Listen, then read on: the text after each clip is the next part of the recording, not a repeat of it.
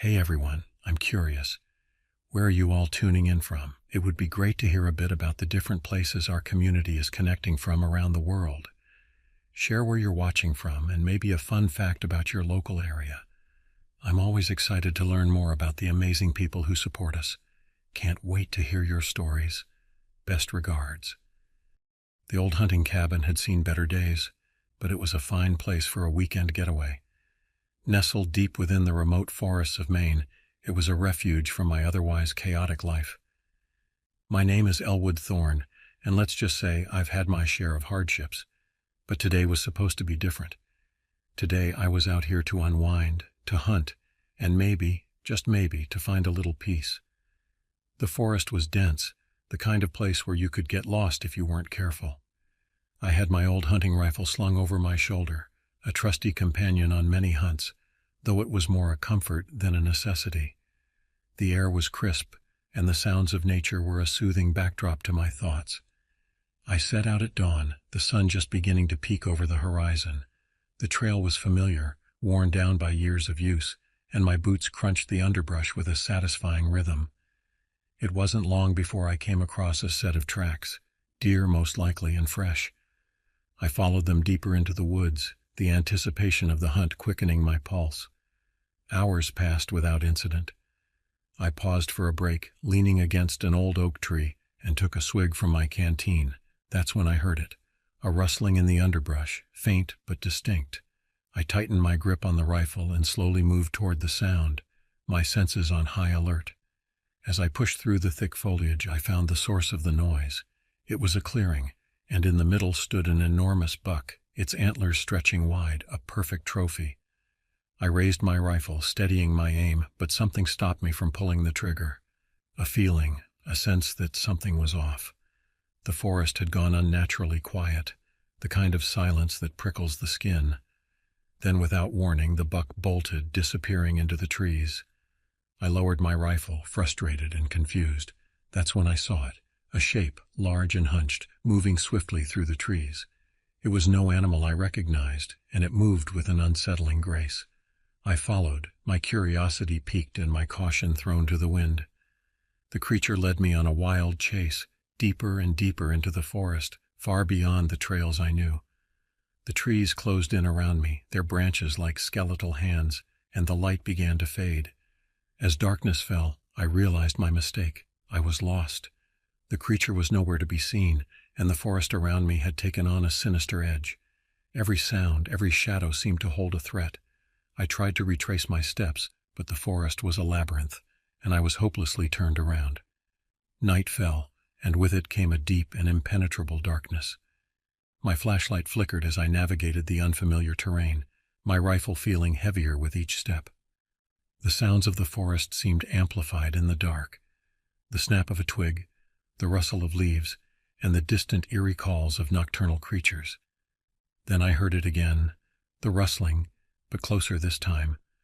My heart pounded in my chest as I turned slowly, scanning the darkness with my flashlight. There, just at the edge of the beam, I caught a glimpse of it. The creature was watching me, its eyes reflecting the light in a chilling manner. It had a hunched posture and limbs that seemed too long and thin for its body. I raised my rifle, aiming at the creature, but it moved with impossible speed, darting out of sight. Panic set in as I realized I was being hunted. The roles had reversed and I was the prey.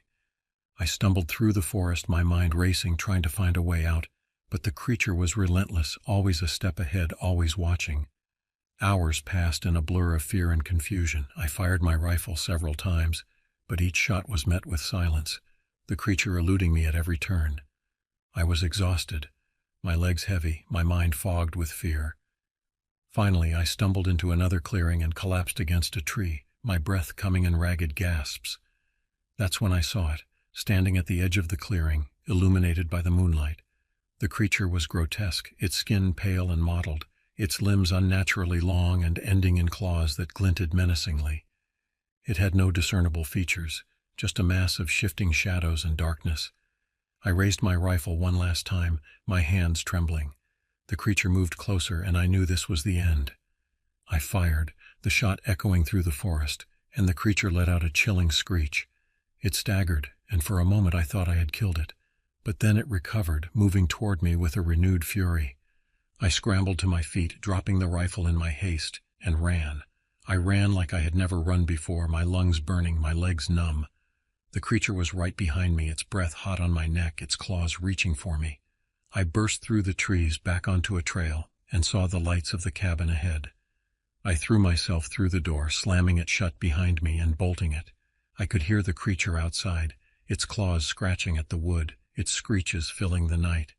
I grabbed a chair and wedged it under the doorknob, my hands shaking. The scratching continued for what felt like hours, the creature relentless. I backed away, my eyes fixed on the door, waiting for it to burst open. But then, just as suddenly as it had started, the noise stopped. The silence was deafening, and I didn't dare move. I don't know how long I stayed like that, crouched in the corner, my eyes fixed on the door. Eventually, exhaustion took over, and I drifted into a restless sleep. When I woke, it was morning, and the forest was quiet once more. Cautiously, I opened the door and stepped outside. There was no sign of the creature, no tracks, no evidence of the night's events. I retrieved my rifle, which I had dropped in my flight, and made my way back to the cabin. I packed my things and left that place, vowing never to return. The memory of that night haunts me, a reminder of the things that lurk in the dark, waiting for unwary hunters. But I survived, and that's what matters. I survived. As I drove away from the forest, my mind raced with questions. What was that creature? Was it real? Or had fear and exhaustion played tricks on my mind? I knew I couldn't share this story. Who would believe me? The rational part of my brain tried to make sense of it all, to find a logical explanation for what I had experienced, but deep down, I knew the truth. Something was out there in those woods, something that defied explanation. The days that followed were a blur. I went through the motions of my daily life, but my thoughts constantly drifted back to that night in the forest. I found myself jumping at shadows, startling at every unexpected sound. Sleep became elusive, plagued by nightmares of glowing eyes and reaching claws. I tried to research to find any information about similar encounters in the area. I spent hours scouring local legends and folklore, looking for anything that might explain what I had seen. But my searches yielded nothing concrete, just vague stories and unsubstantiated claims. Weeks turned into months, and slowly the intensity of the memory began to fade. But it never truly left me. I found myself drawn to the outdoors again, but I was more cautious now, more aware of my surroundings. Every hike, every camping trip carried with it a hint of that fear I had experienced that night. One evening, as I sat on my porch watching the sunset, I saw something move at the edge of the woods behind my house. For a split second, I could have sworn I saw those same glowing eyes, that hunched silhouette. My heart raced, and I bolted inside, locking the door behind me. But when I gathered the courage to look again, there was nothing there. Was it watching me? Had it followed me home? Or was my mind playing tricks on me, the trauma of that night manifesting in imagined sightings? I couldn't be sure, and that uncertainty was perhaps the most terrifying thing of all. I considered moving, leaving this place in its too close proximity to the forests behind. But something kept me here. Maybe it was stubbornness, a refusal to let fear dictate my life. Or maybe deep down there was a part of me that wanted answers, that needed to understand what had happened that night. As time passed, I found a strange sort of peace. The fear never fully disappeared, but it changed, evolved into something else. A respect for the unknown, perhaps. A recognition that there are things in this world that we can't explain, forces that operate beyond our understanding. I still hunt, still spend time in the woods, but I'm different now, more alert, more in tune with my surroundings. I listen to the forest in a way I never did before, aware of its rhythms, its silences.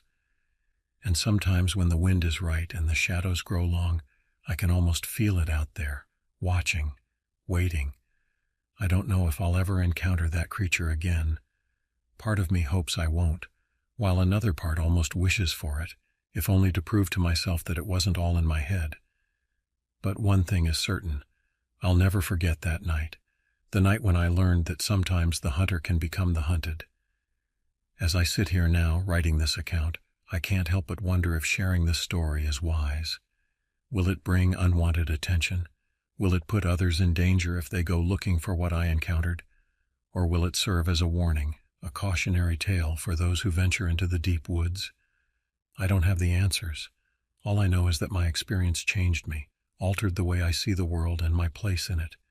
The forests that once felt like a second home now hold a mixture of beauty and menace. Every crack of a branch, every rustle of leaves carries with it a memory of that night. But I won't let fear control me. I'll continue to venture out, to embrace the wilderness that has always been a part of me. I'll just do it with open eyes and a watchful gaze, always aware that in the depths of the forest, in the spaces between the trees and the shadows, there might be something watching back. The creature, whatever it was, taught me a valuable lesson. It reminded me of the raw power of nature, of the mysteries that still exist in our world. It humbled me, showed me that for all our technology and supposed mastery over our environment, we are still subject to forces beyond our control or understanding. As I finish writing this, the sun is setting once again. The woods behind my house are bathed in the golden light of dusk, beautiful and serene. But as the shadows lengthen and night begins to fall, I find myself glancing out the window more frequently, scanning the tree line. Is it out there? Is it watching even now? I may never know, but I'll keep living, keep exploring, and keep respecting the wild places of the world. For in those places, in the deep dark hearts of ancient forests, the line between hunter and hunted, between known and unknown, can blur in an instant. And so my story ends where it began, with a man, a forest, and the endless possibilities that lie in the shadows between the trees. The hunt may be over, but the memory, the mystery, and the quiet vigilance remain. And in the end, perhaps that's how it should be, a reminder that in this vast, unknowable world, we are not always at the top of the food chain. Sometimes we are simply another creature in the woods, trying to survive the night.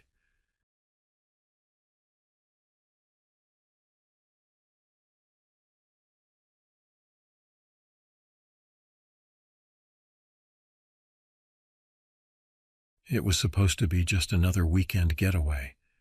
As a freelance writer constantly juggling deadlines and battling writer's block, I'd been looking forward to this trip for weeks. The plan was simple. Me, my loyal golden retriever Cooper, and our trusty RV, heading out to Lake Laconic for a couple of days of peace and quiet. The drive to Lake Laconic was uneventful. We left the city behind, the concrete jungle gradually giving way to rolling hills and dense forests. Cooper sat in the passenger seat, his head out the window, tongue lolling in the wind.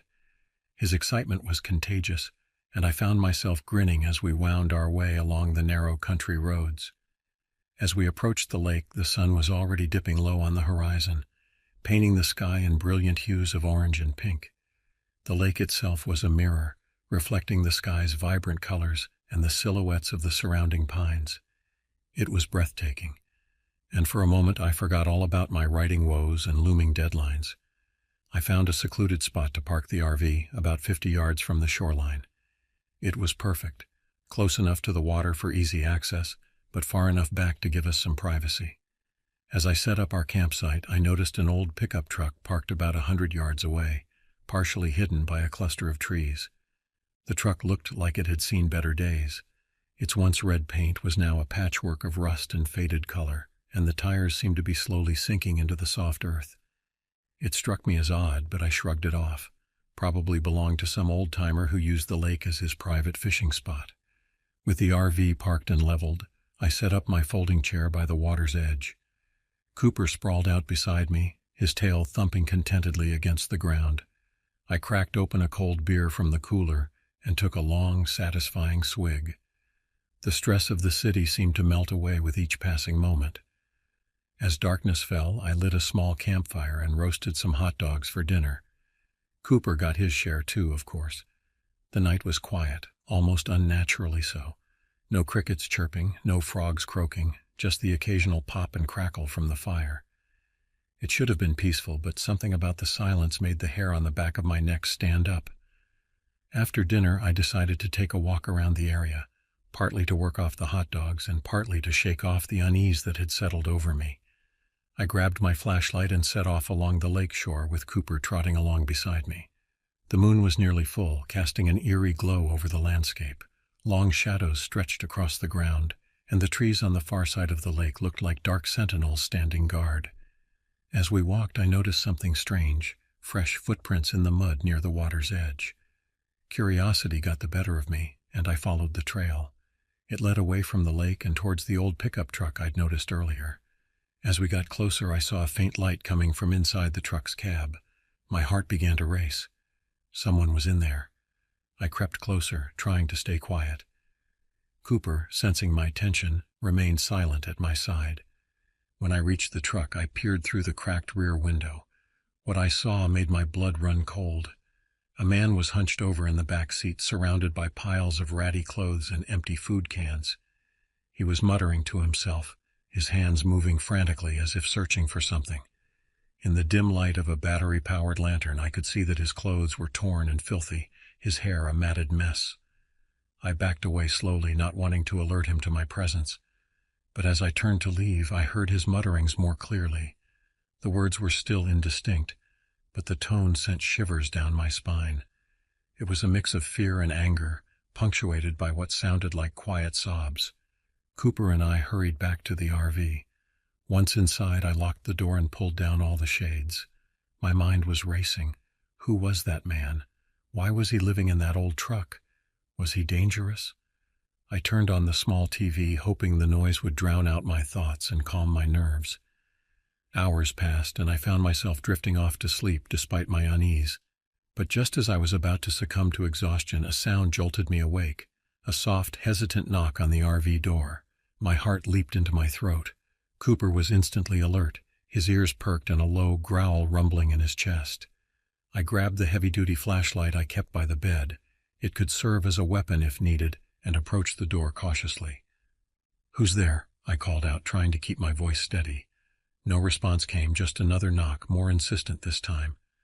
I said, "Who's there?" I repeated louder now. Finally a voice answered, weak, raspy, barely above a whisper.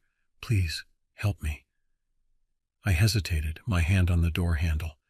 Everything in me screamed that this was a bad idea, that I should call the police or simply drive away. But something in that voice, the raw desperation, made me pause. Slowly I cracked open the door, keeping the chain lock engaged. The man from the truck stood there, looking even more haggard up close. His eyes were wild, darting back and forth as if expecting something to leap out of the shadows at any moment. "What do you want?" I asked, still not opening the door fully. "Please," he repeated, his voice shaking. "Someone's after me. He's going to kill me. I need help." I weighed my options quickly. We were miles from the nearest town, and cell reception out here was spotty at best. Even if I called the police, it could be hours before they arrived. And if this man was truly in danger... Against my better judgment, I unlatched the chain and opened the door. "Come in," I said, stepping back to let him enter. "But I'm warning you, any funny business and you're out, got it?" He nodded frantically and stumbled inside. I directed him to sit at the small table while I fetched a bottle of water from the fridge. Cooper positioned himself between me and the stranger, his normally friendly demeanor replaced by watchful caution. "What's your name?" I asked as I handed him the water. He gulped it down before answering. "Martin. My name's Martin." "Okay, Martin, tell me what's going on. Who's after you?" Martin's hands shook as he set down the empty bottle. "I was hiking through the forest a few days ago when I came across this old cabin. It was raining, so I thought I'd take shelter inside. I thought it was abandoned, but..." He trailed off, his eyes going distant. "But what?" I prompted. "There was someone living there, a man. He wasn't right in the head. When he found me, he went berserk, started screaming about trespassers and thieves. He had a knife." Martin's hand unconsciously went to his side, and I noticed a dark stain on his shirt that I hadn't seen before. "Jesus," I muttered. "Did you go to the police?" Martin shook his head vehemently. "I tried, but he followed me. He knows these woods better than anyone. Every time I thought I'd lost him, he'd show up again. I've been running for days. When I saw your RV, I thought... I hoped..." Just then, a loud bang resonated through the RV like something heavy hitting the side.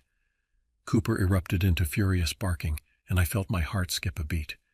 "Stay here," I told Martin, grabbing my flashlight and the hunting knife I kept in a kitchen drawer. With shaking hands, I unlocked the door and stepped outside. The night air was cold, raising goosebumps on my skin. The campfire had died down to glowing embers, casting just enough light to create moving shadows at the edge of my vision. I swept the flashlight beam across the clearing, seeing nothing out of place.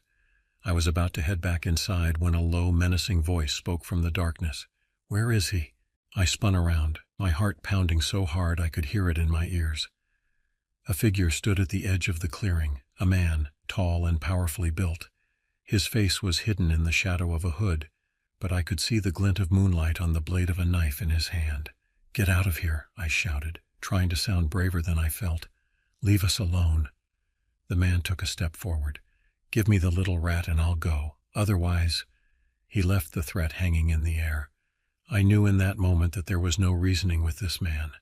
Whatever had happened between him and Martin, it had pushed him beyond the limits of sanity.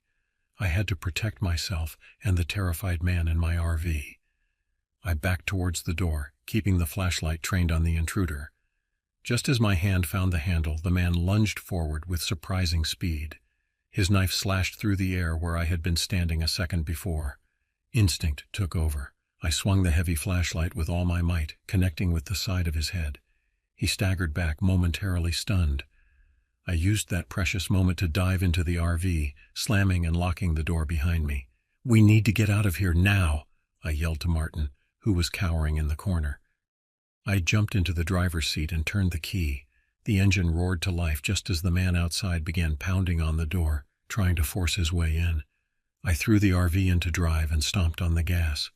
We lurched forward, tires spinning in the soft earth before finding purchase.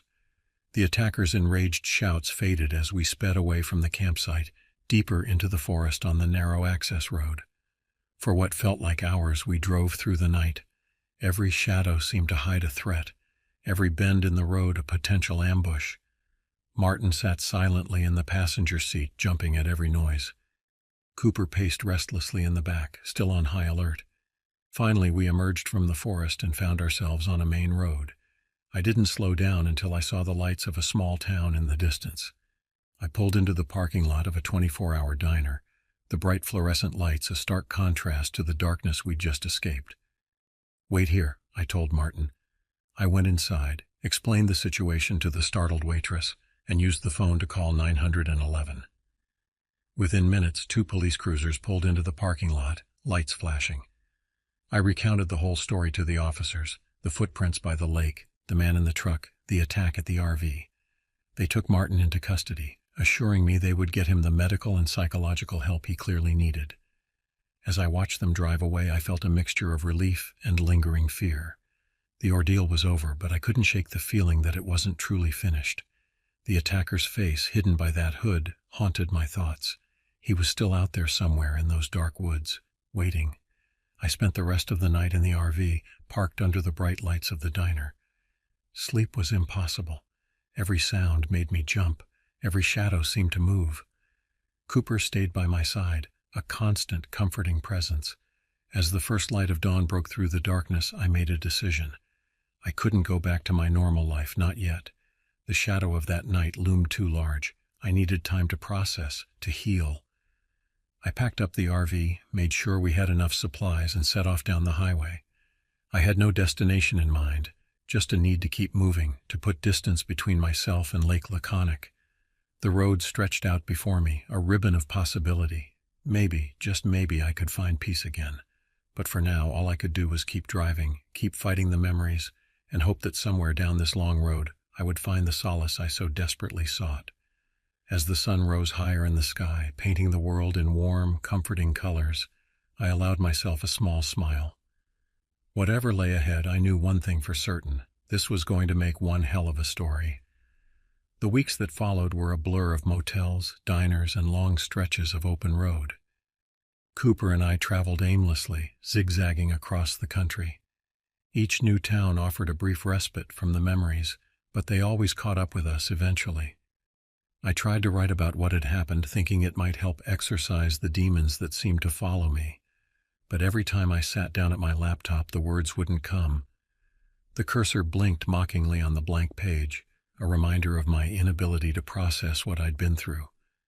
One night, about a month after the incident at Lake Laconic, I found myself in a small town in Montana, the kind of place where everyone knows everyone, and strangers are viewed with equal parts curiosity and suspicion.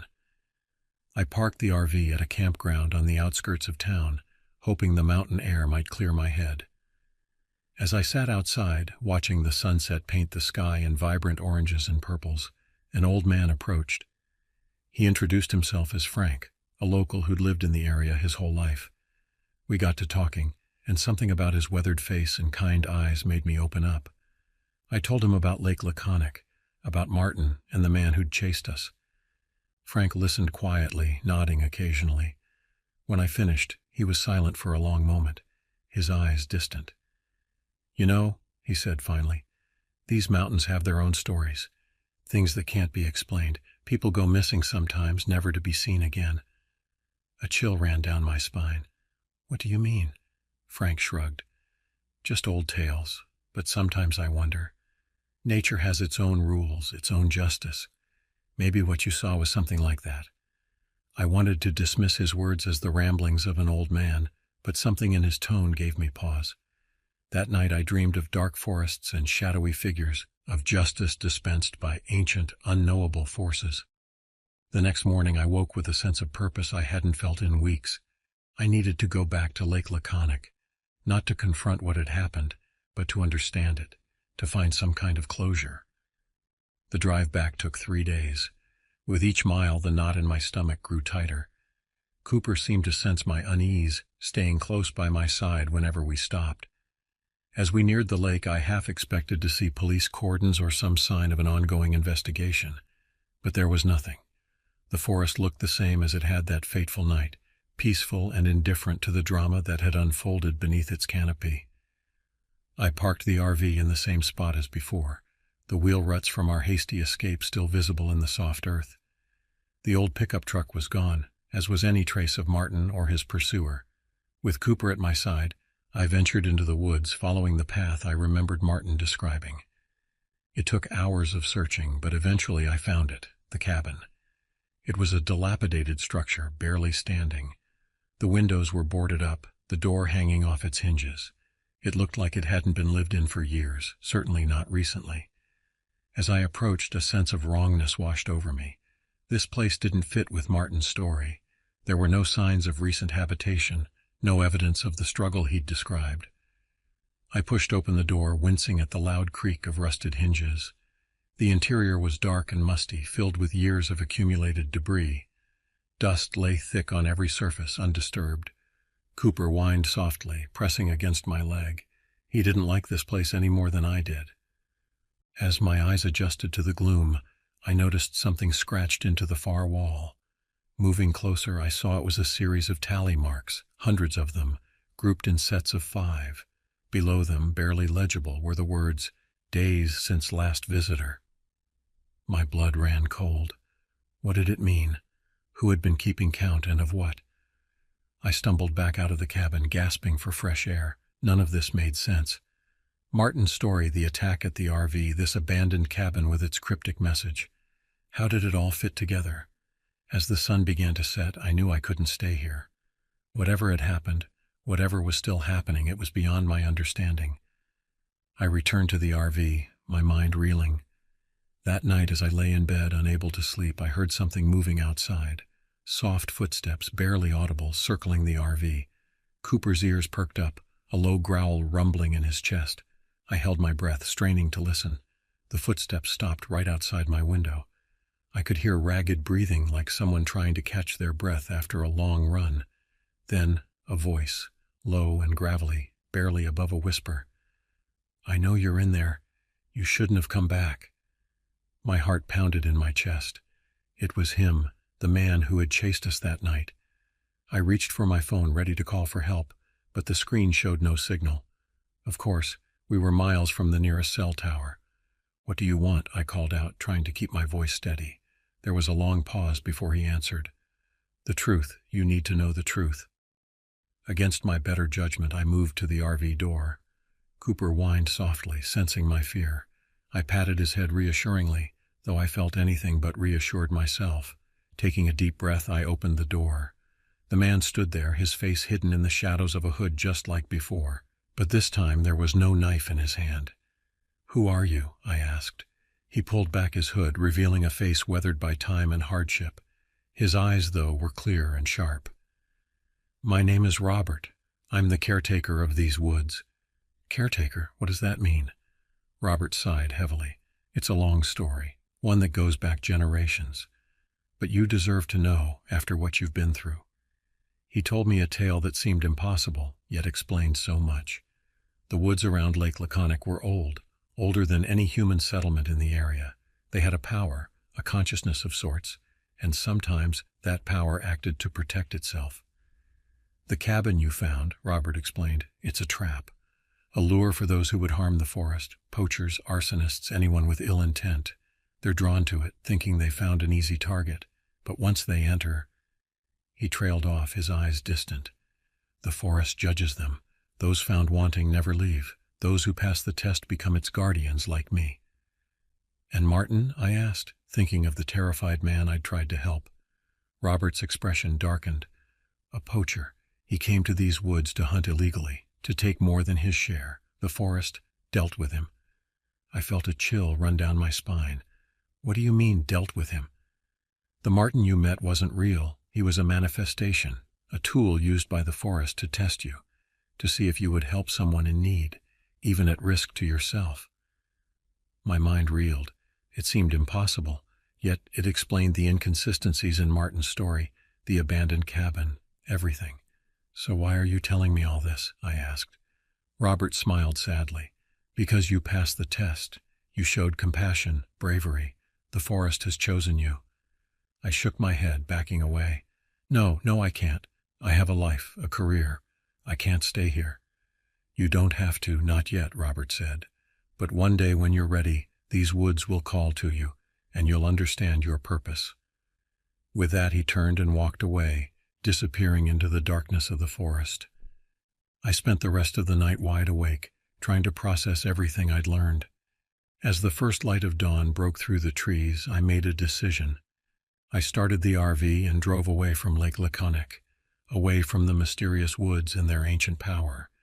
But as I looked in the rearview mirror, watching the forest recede into the distance, I couldn't shake the feeling that this wasn't the end. Somewhere deep inside, I knew I would return one day. The woods had marked me, chosen me, and when the time came, I would answer their call. For now, though, I had a story to write, a story of dark woods and ancient powers, of tests and choices, a story that, even as I lived it, I knew would change me forever. As I drove towards the rising sun, Cooper by my side, I felt a mix of fear and anticipation for what the future might hold. Whatever lay ahead, I knew one thing for certain: life would never be the same again.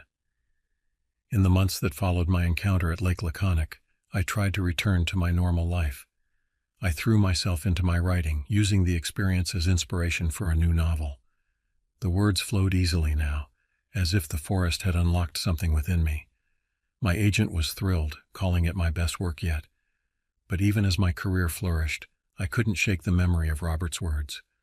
The forest had chosen me. What did that really mean? I started having dreams, vivid, intense visions of the woods at night. I'd wake up gasping, the scent of pine and damp earth lingering in my nostrils. Cooper seemed to sense my unease, staying closer than ever. A year passed. My book about a mysterious sentient forest was published to critical acclaim. I should have been happy, but I felt restless, incomplete. The dreams were getting more frequent, more insistent. Finally, I couldn't ignore the pull any longer. I packed up the RV and headed back to Lake Laconic. Cooper, ever loyal, came along without hesitation. As we neared the forest, a sense of calm washed over me. It felt like coming home. I parked in the same spot as before and ventured into the woods. This time I wasn't afraid. I knew the path to the cabin as if I'd walked it 1,000 times. Robert was there waiting. He hadn't aged a day. "You're ready," he said simply. I nodded. Somehow I understood what I needed to do. For the next few weeks, Robert taught me the ways of the forest, how to listen to its whispers, how to sense those who entered with ill intent. I learned to move silently through the underbrush, to blend with the shadows. When it was time for Robert to leave, to pass on, as all guardians eventually do, I was ready to take his place. I sold my apartment in the city but kept the RV. Sometimes I'd venture out to the nearby towns, picking up supplies and keeping an ear out for any rumors about the strange woods by the lake. Years passed. I watched over the forest, protecting it from those who would do it harm. I guided lost hikers to safety and turned away those with darkness in their hearts. Cooper remained by my side until old age finally took him. I buried him beneath his favorite oak tree. Occasionally I'd encounter someone special, someone the forest might choose. I'd tell them the story, just as Robert had told me. Some ran away, never to return. Others accepted their new role eagerly. A few like me needed time to come to terms with their destiny. As I grew older, I began to understand the true nature of my role. I wasn't just a guardian of the forest, I was a part of it. My life force was intertwined with the ancient trees, the babbling brooks, the silent shadows. One crisp autumn day, as the leaves were turning golden, I felt a familiar presence. A young woman stood at the edge of the clearing, her eyes wide with wonder and a hint of fear. I recognized the look. It was the same one I'd worn all those years ago. I smiled and beckoned her closer. "Welcome," I said. "I have a story to tell you. It's about these woods and the power they hold. It's about choices and destiny and the delicate balance of nature." As I began to speak, I felt the forest around us listening, approving. My time as the guardian was coming to an end, but the cycle would continue. The woods would always have their protector. And so, as the sun dipped below the horizon, painting the sky in brilliant hues of orange and purple, I told my story one last time. The story of a writer who came to the woods seeking inspiration and found a destiny he never could have imagined. The story of the shadow by the lake and the ancient power that lurked within the trees. My story, the forest's story. A tale as old as the woods themselves, and one that would continue long after I was gone. As night fell and the stars began to twinkle above the canopy, I felt a profound sense of peace. I had found my purpose, my place in the grand tapestry of nature, and now it was time to pass that purpose on.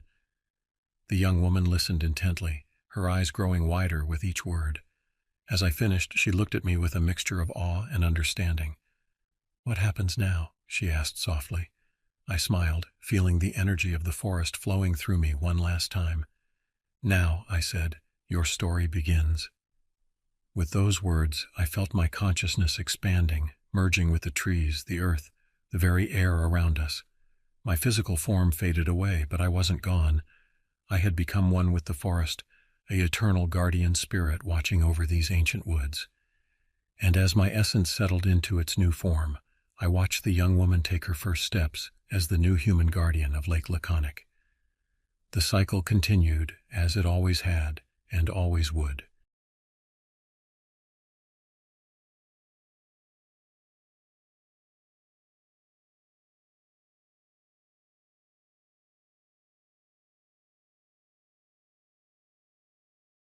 The crisp autumn air nipped at my face as I adjusted the straps on my backpack.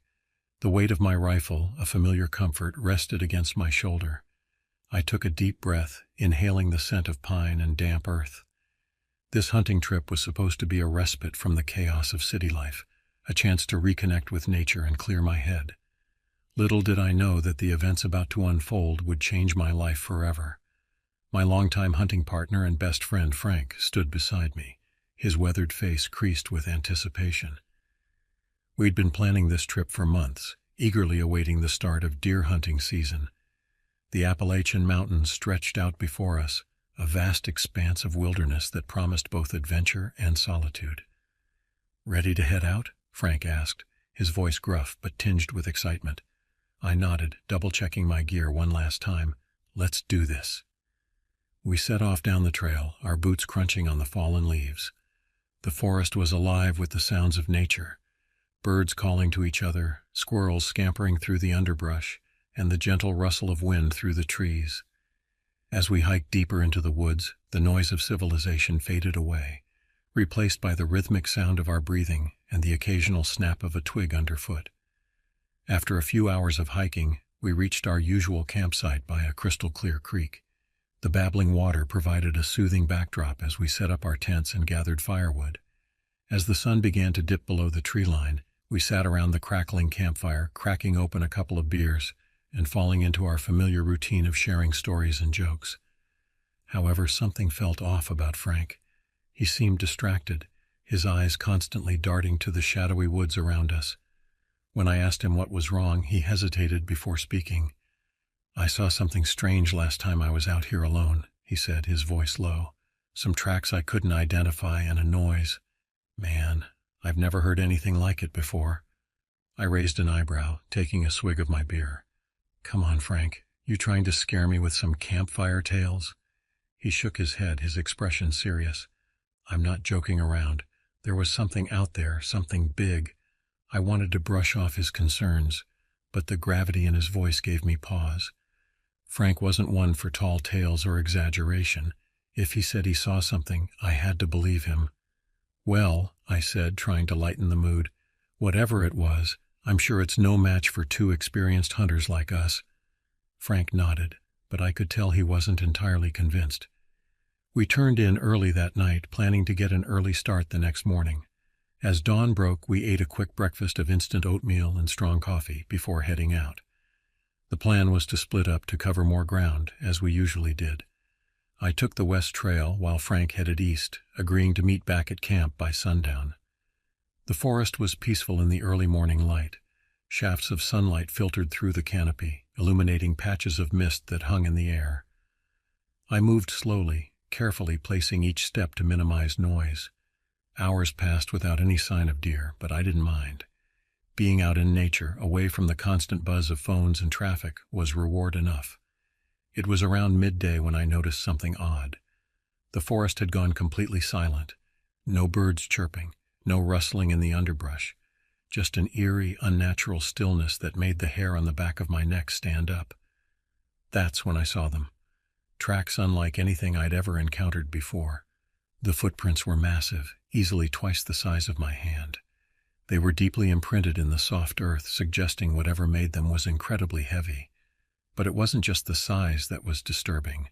The shape was all wrong, elongated and reptilian, with clear impressions of sharp claws at the end of each toe. My first thought was that it must be a bear, but I quickly dismissed that idea. I'd seen plenty of bear tracks in my years of hunting, and these were nothing like them. These tracks belonged to something I couldn't identify, something that shouldn't exist in these woods. With shaking hands, I pulled out my walkie-talkie. "Frank, you there? Over?" After a moment of static, his voice came through, distorted but recognizable. "Yeah, what's up?" "I found some weird tracks. Not sure what made them. You'd better come check this out." "On my way," he replied, his tone serious. While I waited for Frank, I examined the tracks more closely. They led deeper into the forest, towards an area we'd never explored before. Something about the direction they were heading made my skin crawl, but I couldn't explain why. Frank arrived about 20 minutes later, slightly out of breath from jogging. His face paled as he saw the tracks. "Shit, man," he muttered. "These are the ones I saw last time. Told you something wasn't right." "Yeah, but what the hell makes tracks like these?" I asked, half expecting him to crack a joke and tell me it was all an elaborate prank. Frank just shook his head, his expression grim. "No idea. But whatever it is, it's big." We stood there for a moment, the weight of the unknown pressing down on us. Finally, I broke the silence. "Should we follow them?" Frank hesitated, clearly torn between curiosity and caution. "I don't know, man. Maybe we should just head back to camp, call it a day." But I could see the same curiosity in his eyes that I felt. We were hunters, after all. Tracking was in our blood, and whatever had made these tracks was certainly more interesting than any deer we might find. "Come on," I said, shouldering my rifle. "Let's see where they lead. We can always turn back if things get weird." Frank nodded, and we set off, following the strange tracks deeper into the forest. As we walked, the trees seemed to grow denser, the light dimming even though it was still midday. The air grew thick and heavy, making it harder to breathe. After about an hour of tracking, we came upon a small clearing. In the center stood a dilapidated cabin, half hidden by moss and vines. It looked like it had been abandoned for decades, its windows broken and its roof partially caved in. The tracks led straight to it. Frank and I exchanged a look. This was like something out of a horror movie, but we'd come too far to turn back now. Slowly, cautiously, we approached the cabin.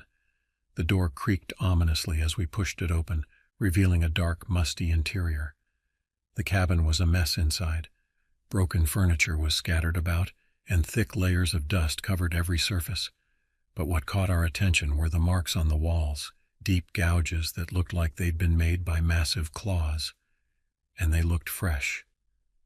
"What the hell?" Frank whispered, running his hand along one of the marks.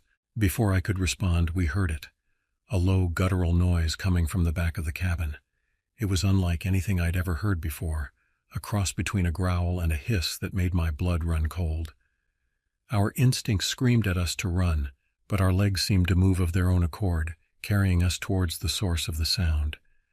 In the back of the cabin we found a trap door slightly ajar. The noise was louder now, clearly coming from below. With trembling hands I pulled the trap door open.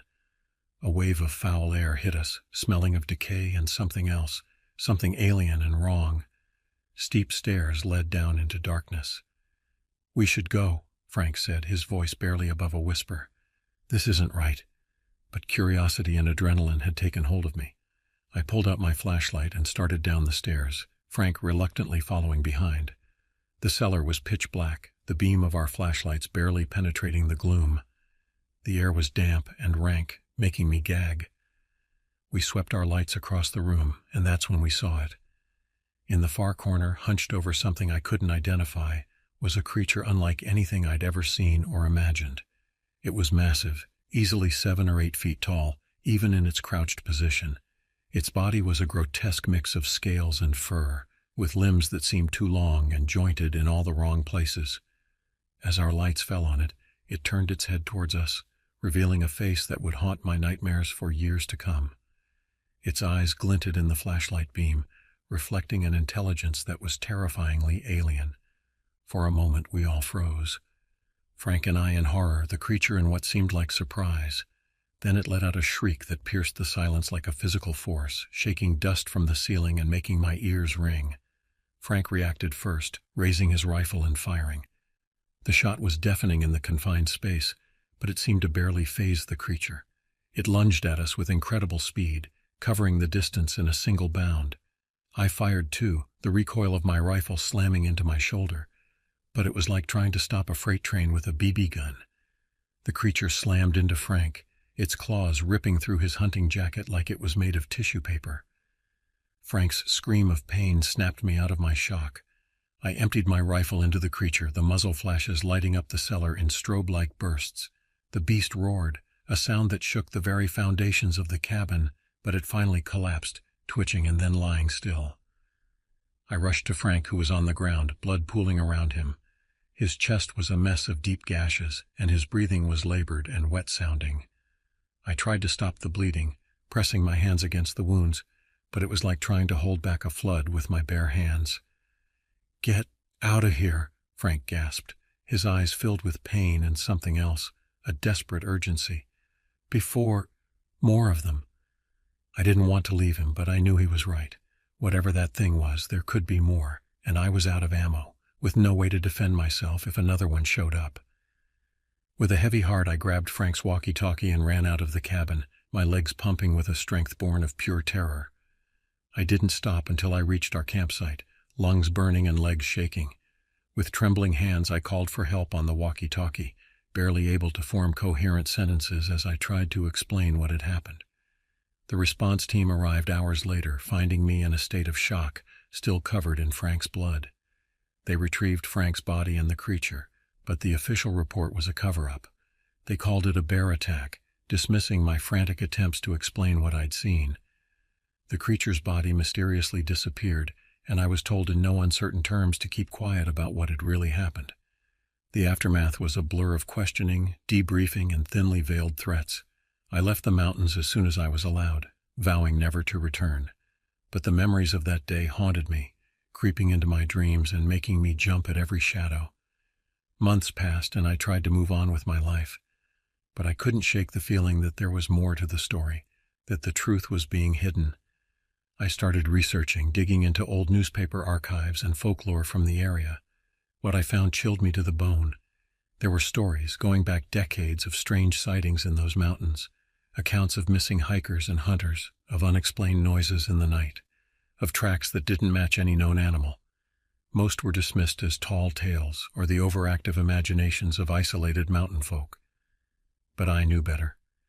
I reached out to cryptozoologists and conspiracy theorists, anyone who might believe my story. Most dismissed me as a crackpot, but a few listened. They shared their own theories, everything from government experiments gone wrong to ancient creatures awakening from hibernation. As I delved deeper into my research, I started to notice strange things. My phone would sometimes pick up interference, voices speaking in languages I didn't recognize. I'd catch glimpses of men in dark suits watching me from across the street. Once I came home to find my apartment had been searched, though nothing was taken. I knew I was onto something, that there was a truth out there that someone didn't want revealed, but I also knew that pursuing it might cost me everything. The memory of Frank, of the terror in his eyes in those final moments, haunted me. I owed it to him to uncover the truth, no matter the cost.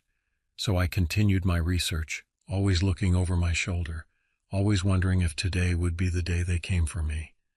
Because I knew one thing for certain: there were more of those creatures out there, and if they ever decided to leave their mountain home, the world as we knew it would change forever. As I sit here typing out this account, I can't help but wonder if I'm doing the right thing by sharing it. Maybe it's better for the world not to know, to continue on in blissful ignorance of the horrors that lurk in the dark corners of our world. But I also know that ignorance is no protection. Knowledge, no matter how terrifying, is power. So to anyone reading this, I implore you, be careful out there. The world is bigger and stranger than we can imagine, and sometimes the monsters in the shadows are all too real.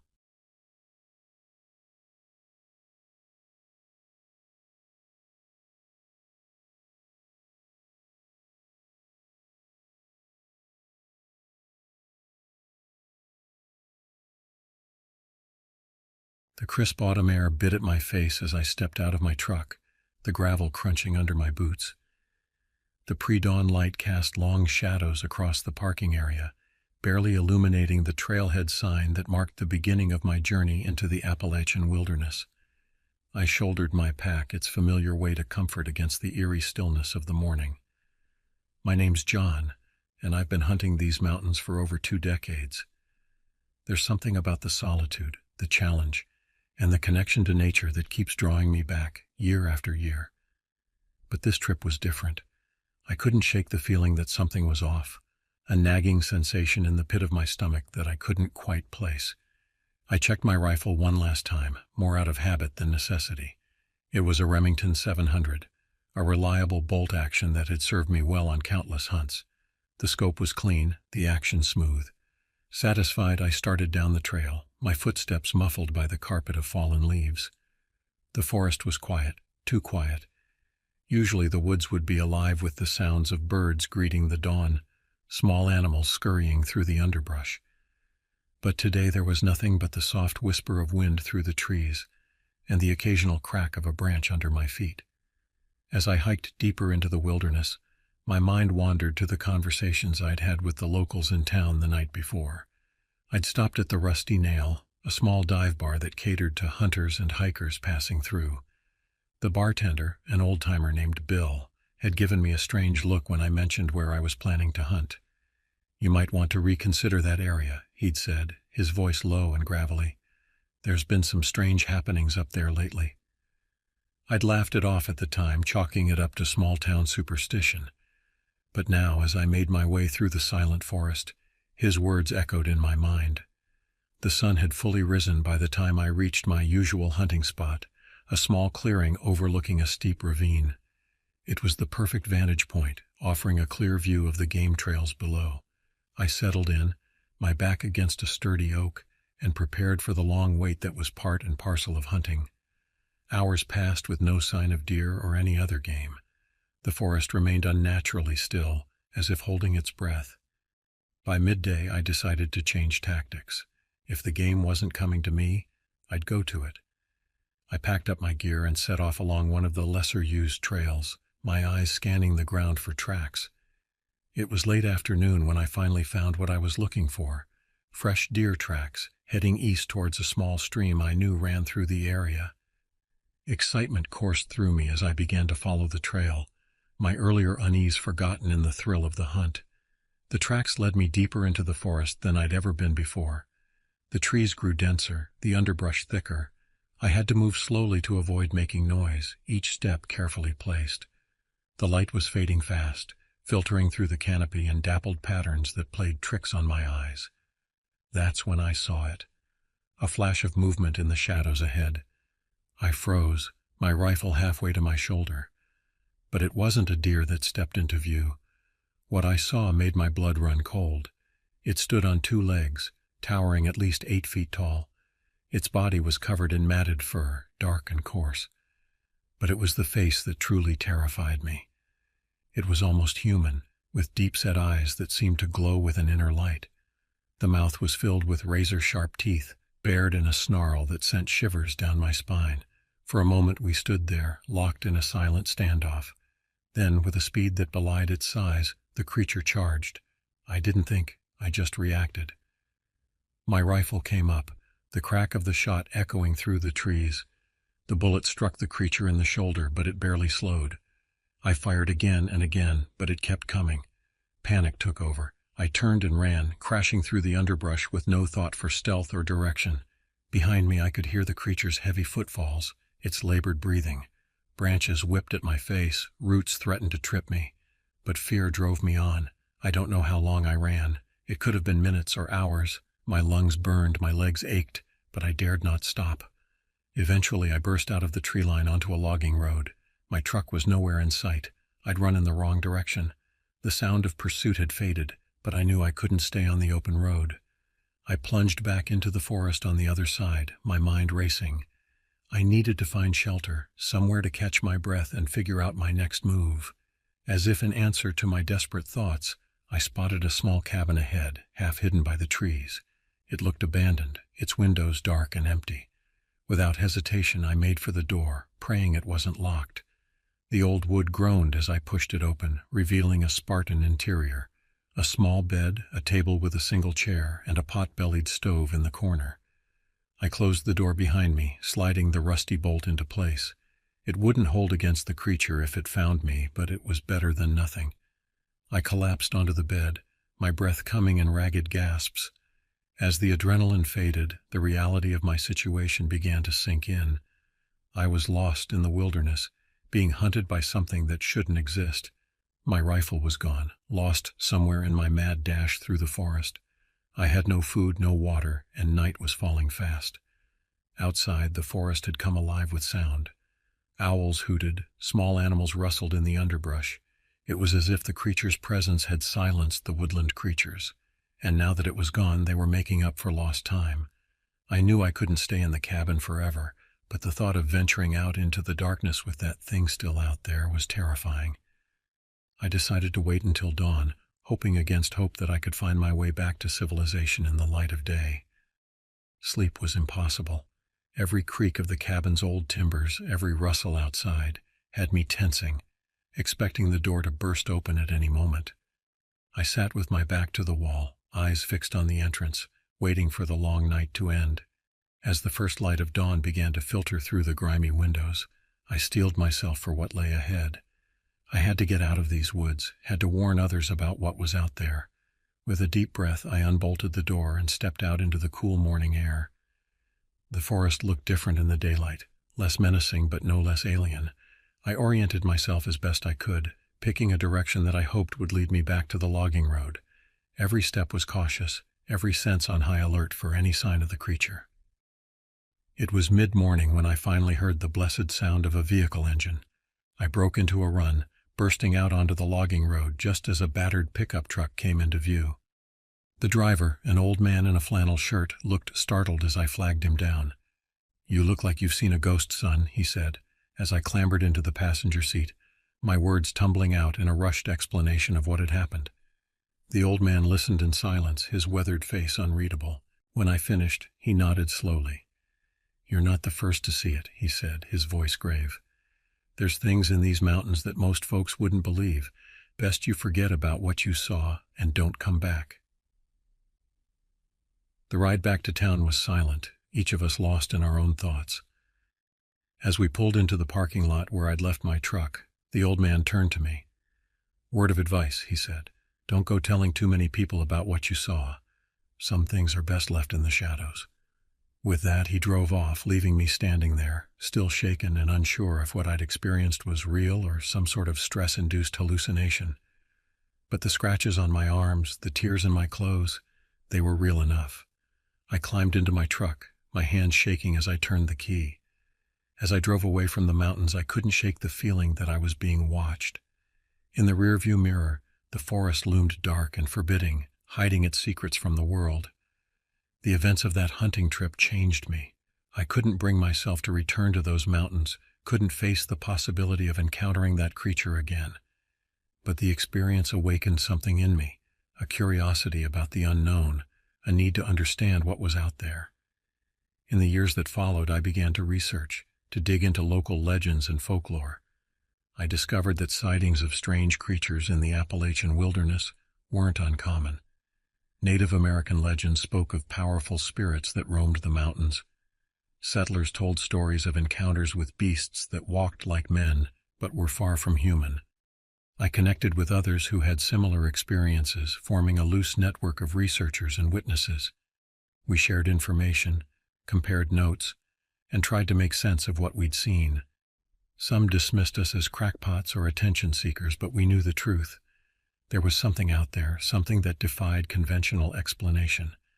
My life took on a new purpose. By day, I worked my regular job, but my evenings and weekends were devoted to this new obsession.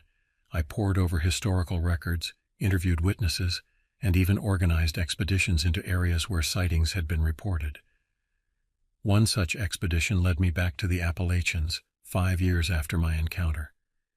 It was a small group, myself, a wildlife biologist named Dr. Laura Chen, and a local guide who went by the name of Hank. We were investigating a series of strange animal deaths in the area, mutilations that couldn't be explained by known predators. As we set up our base camp, I couldn't shake the feeling of déjà vu. The forest felt the same as it had that day. Too quiet, too still.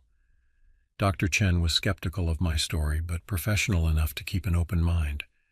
Hank, on the other hand, was a believer. He'd grown up in these mountains and had his own stories to tell. On the second day of our expedition, we found the first body, a deer, or what was left of it. The carcass had been torn apart with incredible force, its bones cracked and splintered. Dr. Chen was baffled. "No known animal could do this," she muttered, taking samples and photographs. That night, as we sat around the campfire, the forest came alive with sounds. Branches snapped in the darkness beyond the circle of firelight. Something was out there, watching us. We took turns keeping watch, but nothing approached the camp. The next morning, we found massive footprints circling our campsite. They were unlike anything I'd ever seen, too large for a bear, with a shape that was almost human but not quite. Dr. Chen's skepticism began to waver as she took plaster casts of the prints. We spent the next few days following the trail, finding more mutilated animals and strange footprints. The deeper we went into the wilderness, the more uneasy I felt. It was like we were being led somewhere, drawn in by an unseen force. On the 5th day, we found it, or rather, it found us. We were examining another carcass when a roar split the air. I looked up to see a massive shape charging through the trees. It was the creature, the same one I'd encountered years ago. Time seemed to slow down. I saw Dr. Chen's eyes widen in disbelief. Hank was already running, his survival instincts kicking in. But I stood my ground, face to face with the beast that had haunted my dreams for years. In that moment, I saw something in its eyes, not just animal fury, but intelligence. It stopped short, just feet away from me. We stared at each other, two beings from different worlds trying to understand. Then, as quickly as it had appeared, it was gone, melting back into the forest with impossible speed and silence. Dr. Chen and Hank returned, shaken but unharmed. We spent the rest of the expedition in a daze, processing what we'd seen. Back in civilization, we debated what to do with our findings. Dr. Chen wanted to go public, to present our evidence to the scientific community. But I remembered the old man's words from years ago. Some things are best left in the shadows. In the end, we decided to keep our discovery secret. We wrote up our findings in a private report, shared only with a select few who we knew would understand the importance of discretion. The world wasn't ready for the truth about what lived in those mountains. Years have passed since that second encounter, but I've never forgotten. I've continued my research, quietly and carefully. I've heard whispers of similar creatures in other remote areas around the world, the Pacific Northwest, the Himalayas, the deep forests of Eastern Europe. Sometimes, late at night, I find myself staring out the window, thinking about what's out there in the darkness. The creature in the Appalachians isn't alone. There's a whole hidden world beyond our understanding, creatures and phenomena that defy explanation. I don't hunt anymore, at least not for game. My pursuit now is knowledge, understanding.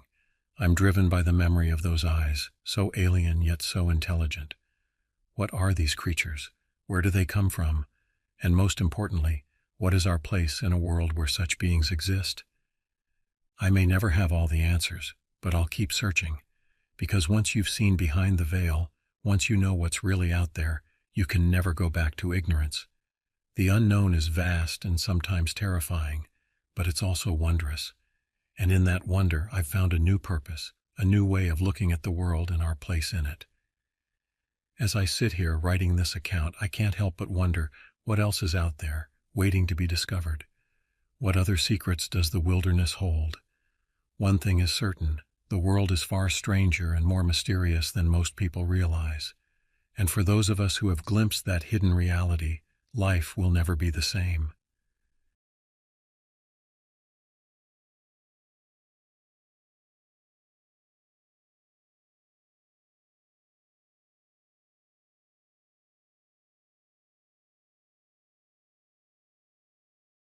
The crisp autumn air nipped at my face as I trudged through the dense Minnesota forest.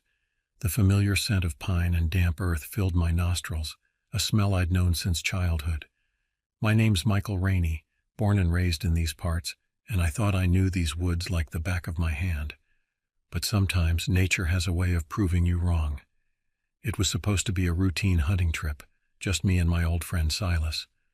We'd been planning this excursion for months, eager to escape the mundane grind of our daily lives. Silas, a burly man with a deep voice and a louder laugh, had been my hunting companion for years. His crude humor and unwavering loyalty made him the perfect partner for these woodland adventures. As we made our way along the main trail, the morning sun struggled to penetrate the thick canopy above, casting an eerie green glow over everything. The forest was unusually quiet, save for the occasional crunch of leaves beneath our boots. It was Silas who first noticed the deer tracks veering off the beaten path. "Mike, you see these?" he asked, pointing to the ground. I nodded, studying the clear imprints in the soft earth. "Yeah, looks like a big one. You want to follow?" Silas grinned, adjusting his worn camouflage hat. "Hell yeah, we do." We ventured off the trail, our excitement growing with each step. I carried my trusty Winchester Model 70, a cherished gift from my father on my 15th birthday. Its familiar weight in my hands was comforting as we delved deeper into the unknown. The further we went, the more oppressive the silence became. No birds chirping, no squirrels chattering, not even the rustle of wind through the leaves. It felt as if the forest was holding its breath, waiting for something to happen. Suddenly Silas stopped in his tracks. "Mike, you hear that?" he whispered, his eyes darting around nervously. I strained my ears, listening intently. At first there was nothing but the sound of our own breathing. Then faintly, I heard it. A distant rhythmic drumming sound, like something pounding on wood. But there was an odd resonance to it, something not quite natural. "Probably some woodpecker," I shrugged, trying to sound more convinced than I felt.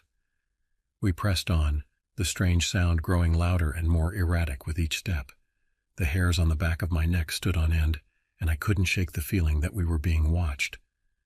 After what seemed like hours of walking, we stumbled upon a clearing, At its center stood a massive old oak tree, its bark dark and gnarled, its branches reaching out like grasping fingers. Around it the ground was littered with bones, deer, bear, and some others I couldn't identify at a glance. "What the hell?" Silas muttered, kneeling to examine a skull. "This ain't right, Mike." I was about to reply when I saw something move in my peripheral vision. A shadow darted behind the tree, quick as lightning. I raised my rifle instinctively, my heart pounding in my chest. "Who's there?" I called out, trying to keep my voice steady. Silas stood up, his face pale. "Man, I don't like this. Let's head back." Before I could agree, a blood-curdling scream pierced the air. It was a human scream, filled with agony and terror. My blood ran cold as I turned to see Silas pointing his rifle towards the direction of the sound. "Mike, we gotta help," Silas shouted, breaking into a run towards the source of the scream. I hesitated for a moment, every instinct telling me to turn and run. But I couldn't leave Silas, and I couldn't ignore someone in distress. Swallowing my fear, I followed him into the unknown. We crashed through the underbrush, branches slapping against our faces and tearing at our clothes. The screams grew louder, more desperate. We burst into another clearing and froze at the sight before us. Tied to a tree was a young woman, her clothes torn and her face streaked with tears.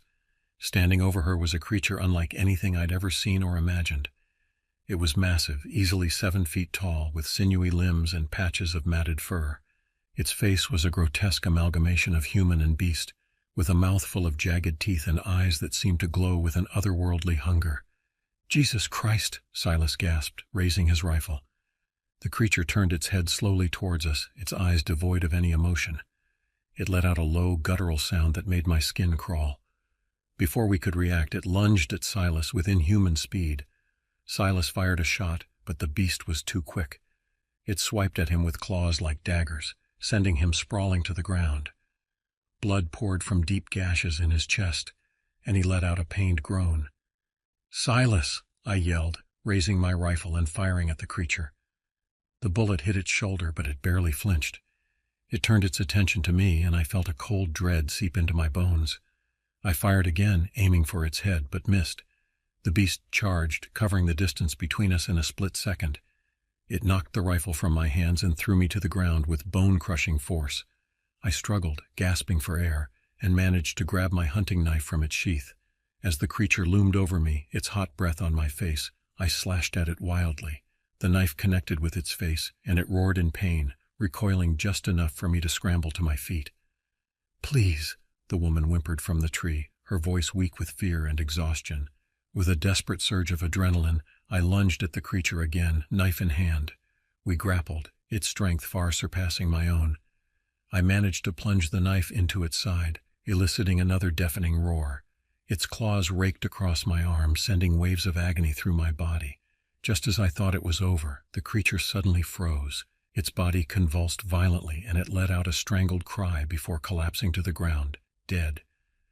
Behind it stood Silas, pale and shaking, his face a mask of pain and determination. He had managed to retrieve his rifle and fire a fatal shot. "You okay, Mike?" he panted, clutching his bleeding side. "Yeah, I think so," I replied, still in shock and struggling to process what had just happened. We quickly untied the woman, who collapsed into our arms, sobbing uncontrollably. "Thank you, oh God, thank you," she cried, her body trembling. We managed to get her to her feet and started the long, painful journey back towards our truck. Every step was agony, but we couldn't stop. We had to get out of these woods, away from whatever nightmare we had stumbled into. The woman, whose name we learned was Rachel, told us between sobs that she had been hiking with her boyfriend when the creature attacked them. "It came out of nowhere," she said, her voice hollow with shock. "It killed Tom. It killed him and dragged me here. I thought I was going to die." The trek back to the trailhead seemed to take an eternity. Every shadow, every rustle in the undergrowth made us jump. By the time we reached our truck, we were all on the verge of collapse. We drove straight to the nearest hospital, our minds reeling from the ordeal we had just survived. Rachel was taken in for treatment, while Silas and I received stitches and bandages for our wounds. The doctors looked at us skeptically as we tried to explain what had happened, but they couldn't deny the severity of our injuries. The local sheriff arrived to take our statements, his face a mix of concern and disbelief as we recounted our encounter. "I've been policing these woods for 30 years, he said, shaking his head. "Never heard anything like this before." A search party was sent out to investigate the area where we had encountered the creature, but they found nothing. No bodies, no strange tracks, not even the bones we had seen scattered around the old oak tree. It was as if the forest had swallowed all evidence of our ordeal. In the days and weeks that followed, Silas and I tried to make sense of what had happened. We pored over local legends and folklore, searching for any mention of similar creatures. We found vague references to forest demons and skinwalkers, but nothing that matched what we had seen. Rachel, after recovering from her physical injuries, struggled to cope with the trauma of what she had experienced. She moved away from the area, unable to bear the sight of the woods that had taken so much from her. As for Silas and me, we never spoke of that day to anyone else. Who would believe us? We had no proof, no evidence of the horror we had faced, but the memory of it lingered, haunting our dreams and changing the way we saw the world around us. I never went back into those woods. The thought of it filled me with a primal fear I couldn't shake. Silas tried once, about a year after the incident, but he came back pale and shaken, refusing to talk about what he had or hadn't seen. Sometimes, on quiet nights when the wind whispers through the trees, I find myself staring out at the dark line of the forest. I wonder if it's still out there, that creature from our nightmares. I wonder if there are more like it, hiding in the shadows, waiting for unsuspecting hikers or hunters to stumble into their domain. But mostly I wonder about the things we don't understand, the mysteries that lurk just beyond the edge of our comprehension.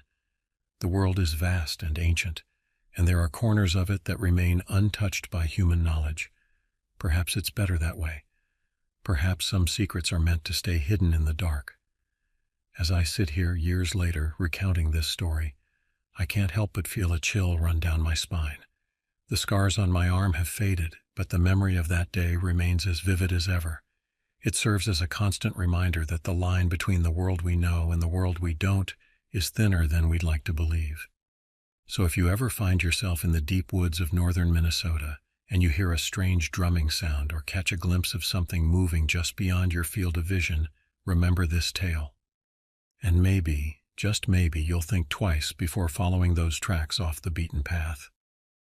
The years following our encounter in the woods were marked by a constant struggle to reconcile what we had experienced with our understanding of the world.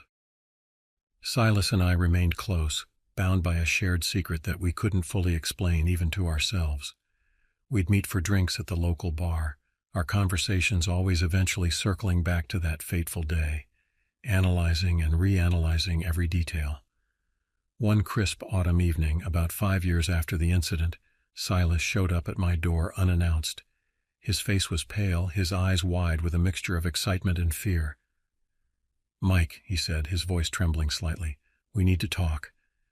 I invited him in, sensing that something significant had happened. As we sat in my living room, Silas pulled out a worn, leather-bound book from his jacket. "I found this at an estate sale," he explained. "It's a journal from the 1800s, written by a trapper who used to work these parts." He opened the book to a marked page and handed it to me. The yellowed paper was covered in faded, spidery handwriting, but one passage stood out. "May 15th, 1872. Encountered a beast unlike any I have seen before. Tall as a bear, but walked like a man. Fur patched and matted, eyes glowing in the dark. It took 2 of my companions before we could drive it off. The locals speak of an old legend, a creature they call the Wendigo. I fear we have stumbled upon something ancient and terrible." My blood ran cold as I read the passage. The description matched perfectly with what we had seen that day in the clearing. "Silas," I whispered, "what does this mean?" He shook his head, running a hand through his graying hair. "I don't know, Mike, but it means we're not crazy. It means that thing has been out there for a long time." Over the next few months, we dove deep into research, scouring libraries and historical societies for any information we could find about the Wendigo legend. We discovered stories from various Native American tribes, tales of a malevolent spirit that possessed humans, driving them to cannibalism and transforming them into monstrous creatures. The more we learned, the more questions we had. Was the creature we encountered truly a Wendigo? If so, how many more were out there? And most importantly, why had it suddenly appeared after so many years of dormancy? Our research led us to an elderly Ojibwe man named Joseph, who lived on a nearby reservation. When we told him our story, his eyes grew dark with recognition. "The Wendigo is a warning," he told us, his voice grave. "It appears when the balance of nature is disturbed, when human greed threatens to consume everything." Joseph's words stuck with me, forcing me to look at the world around us with new eyes.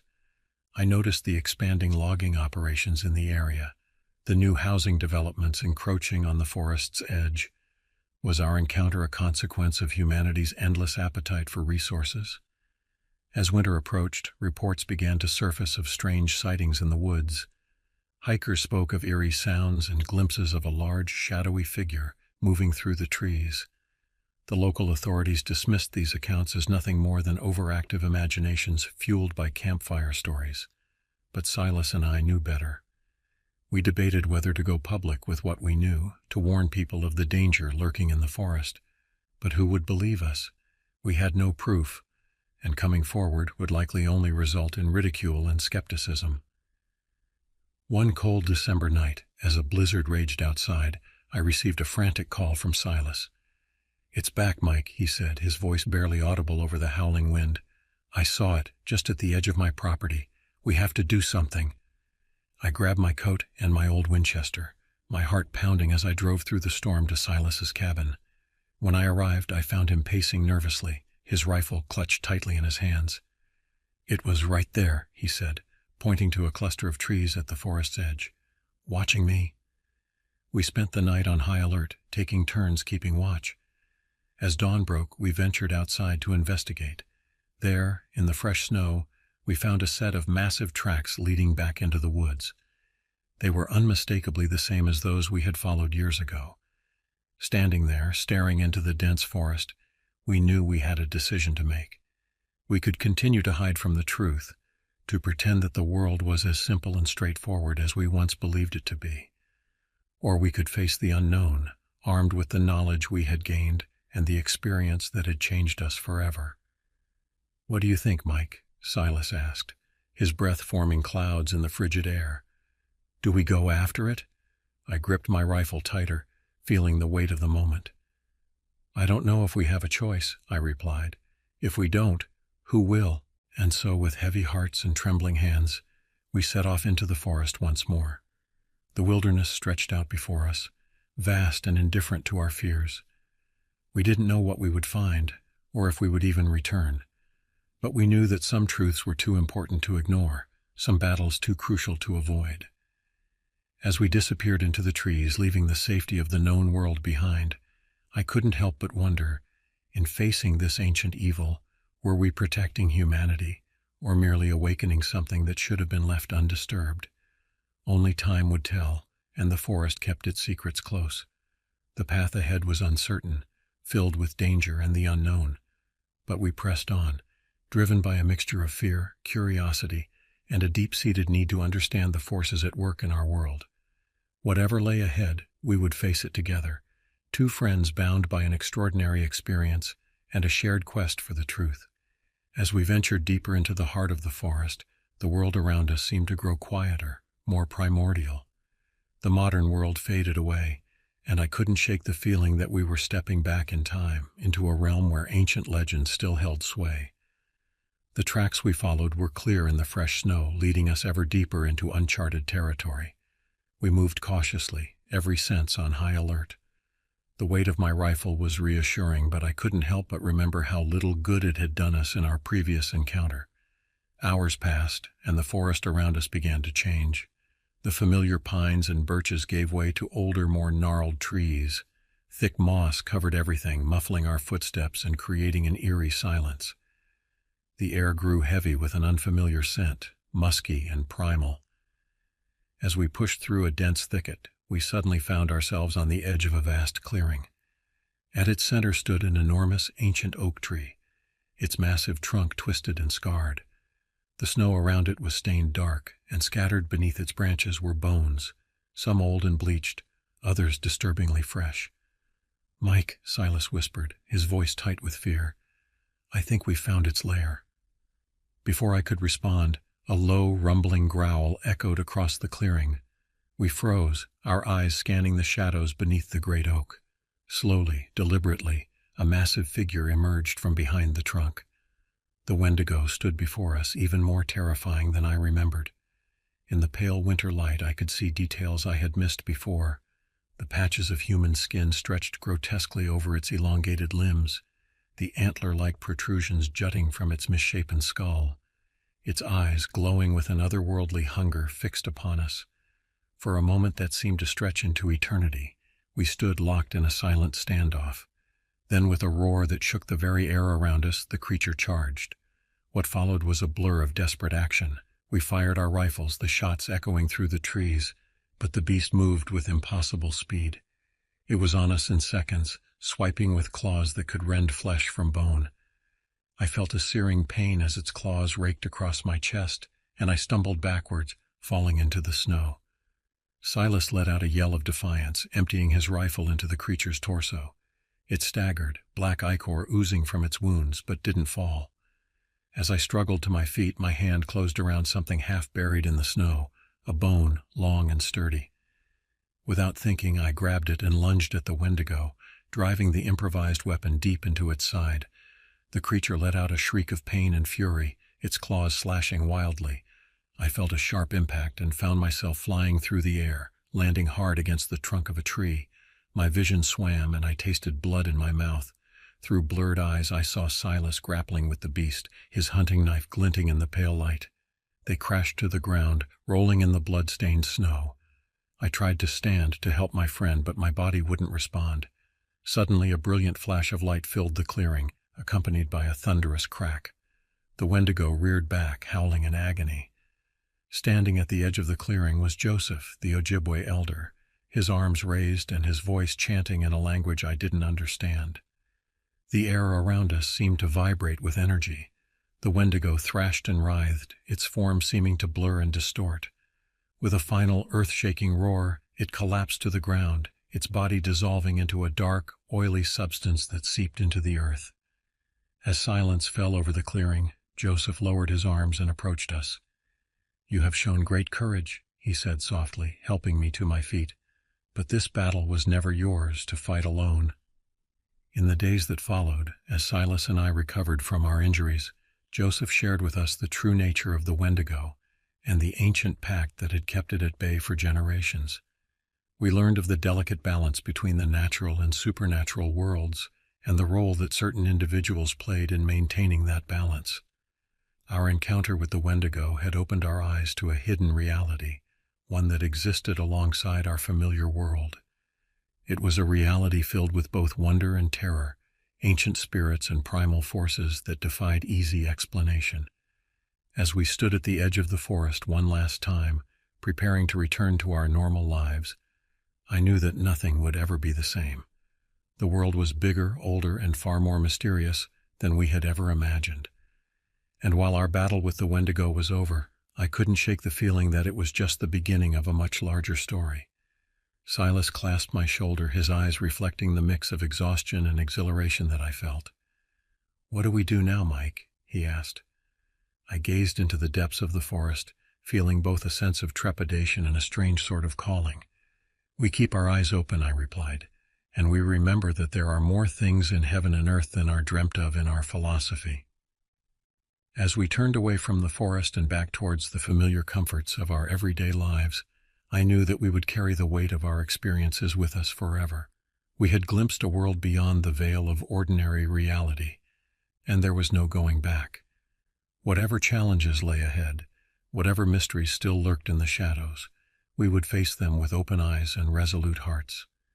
The forest behind us stood silent and ancient, guarding its secrets. But now we knew that sometimes, if you listen closely enough, you can hear the whispers of a deeper, older truth echoing through the trees. And in that knowledge, terrifying as it might be, there was also a profound sense of wonder at the vast, unexplored realms that exist just beyond the edge of our understanding. As the years passed, Silas and I found ourselves inexorably drawn back to the mysteries of the forest. Our encounter with the Wendigo had awakened something within us, a sense of purpose, perhaps, or simply an unquenchable curiosity about the hidden world we had glimpsed. We began to spend more time with Joseph, learning the old ways and the ancient lore of his people. He taught us to listen to the whispers of the wind, to read the signs in nature that most people overlooked. Slowly, we began to see the world through new eyes, recognizing the thin veil that separated our mundane reality from the realm of spirits and ancient forces.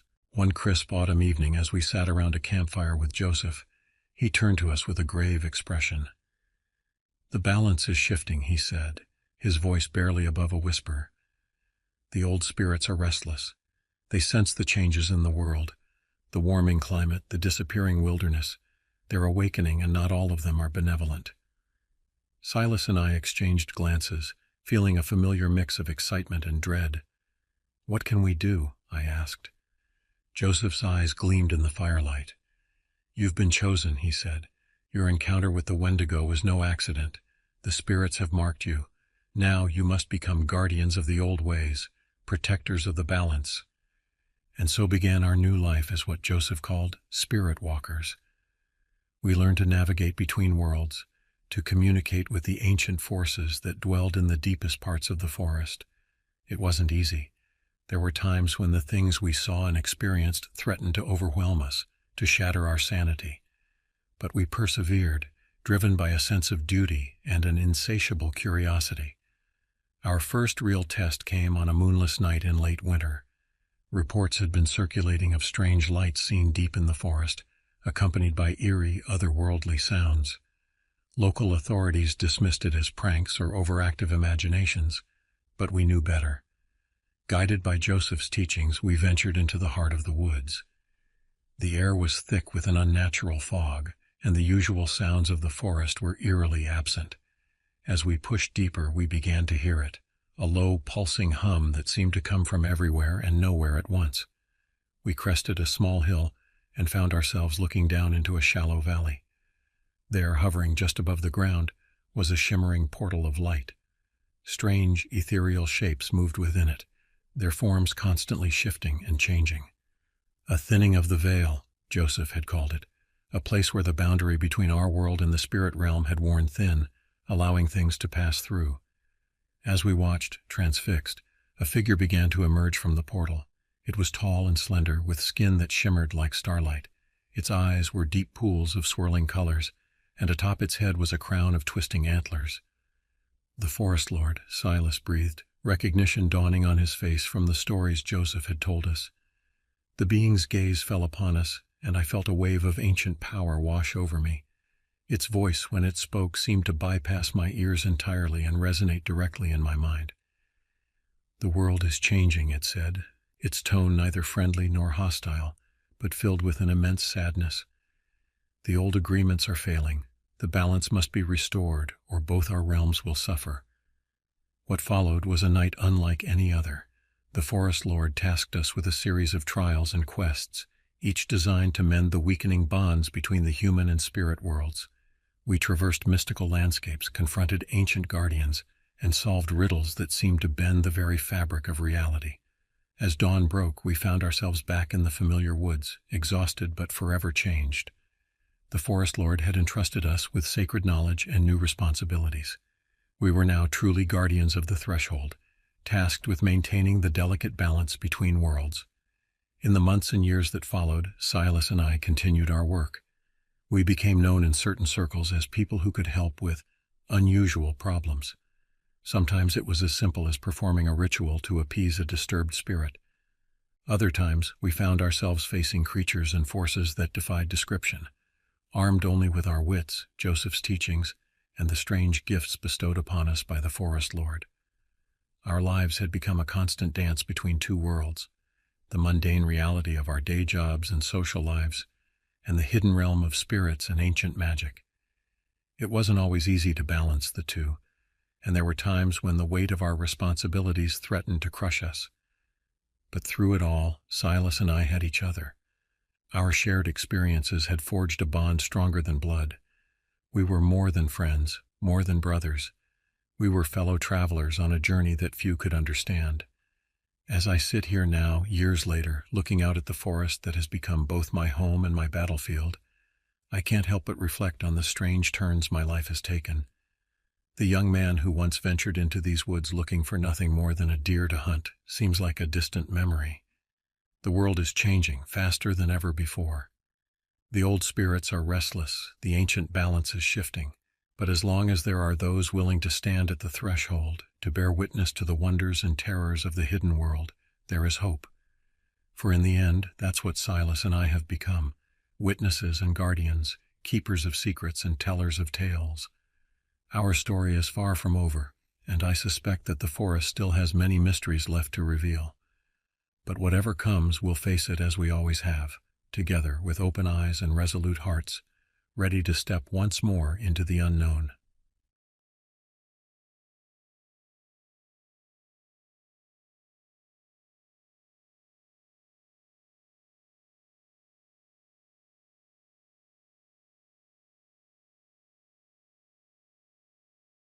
My name is Donald Thomas, and I am 82 years old. This happened to me in 2015 when I was 37, living in a quiet corner of Idaho and working as a truck driver. It wasn't the most exciting job, but it paid the bills. My life was pretty straightforward. Work, sleep, repeat. On weekends I'd hit the local bar, watch some football, and maybe catch a fish or two down at the lake if I was lucky. I've always been a skeptic, not one for ghost stories or urban legends. That was until that summer when things took a turn I couldn't explain.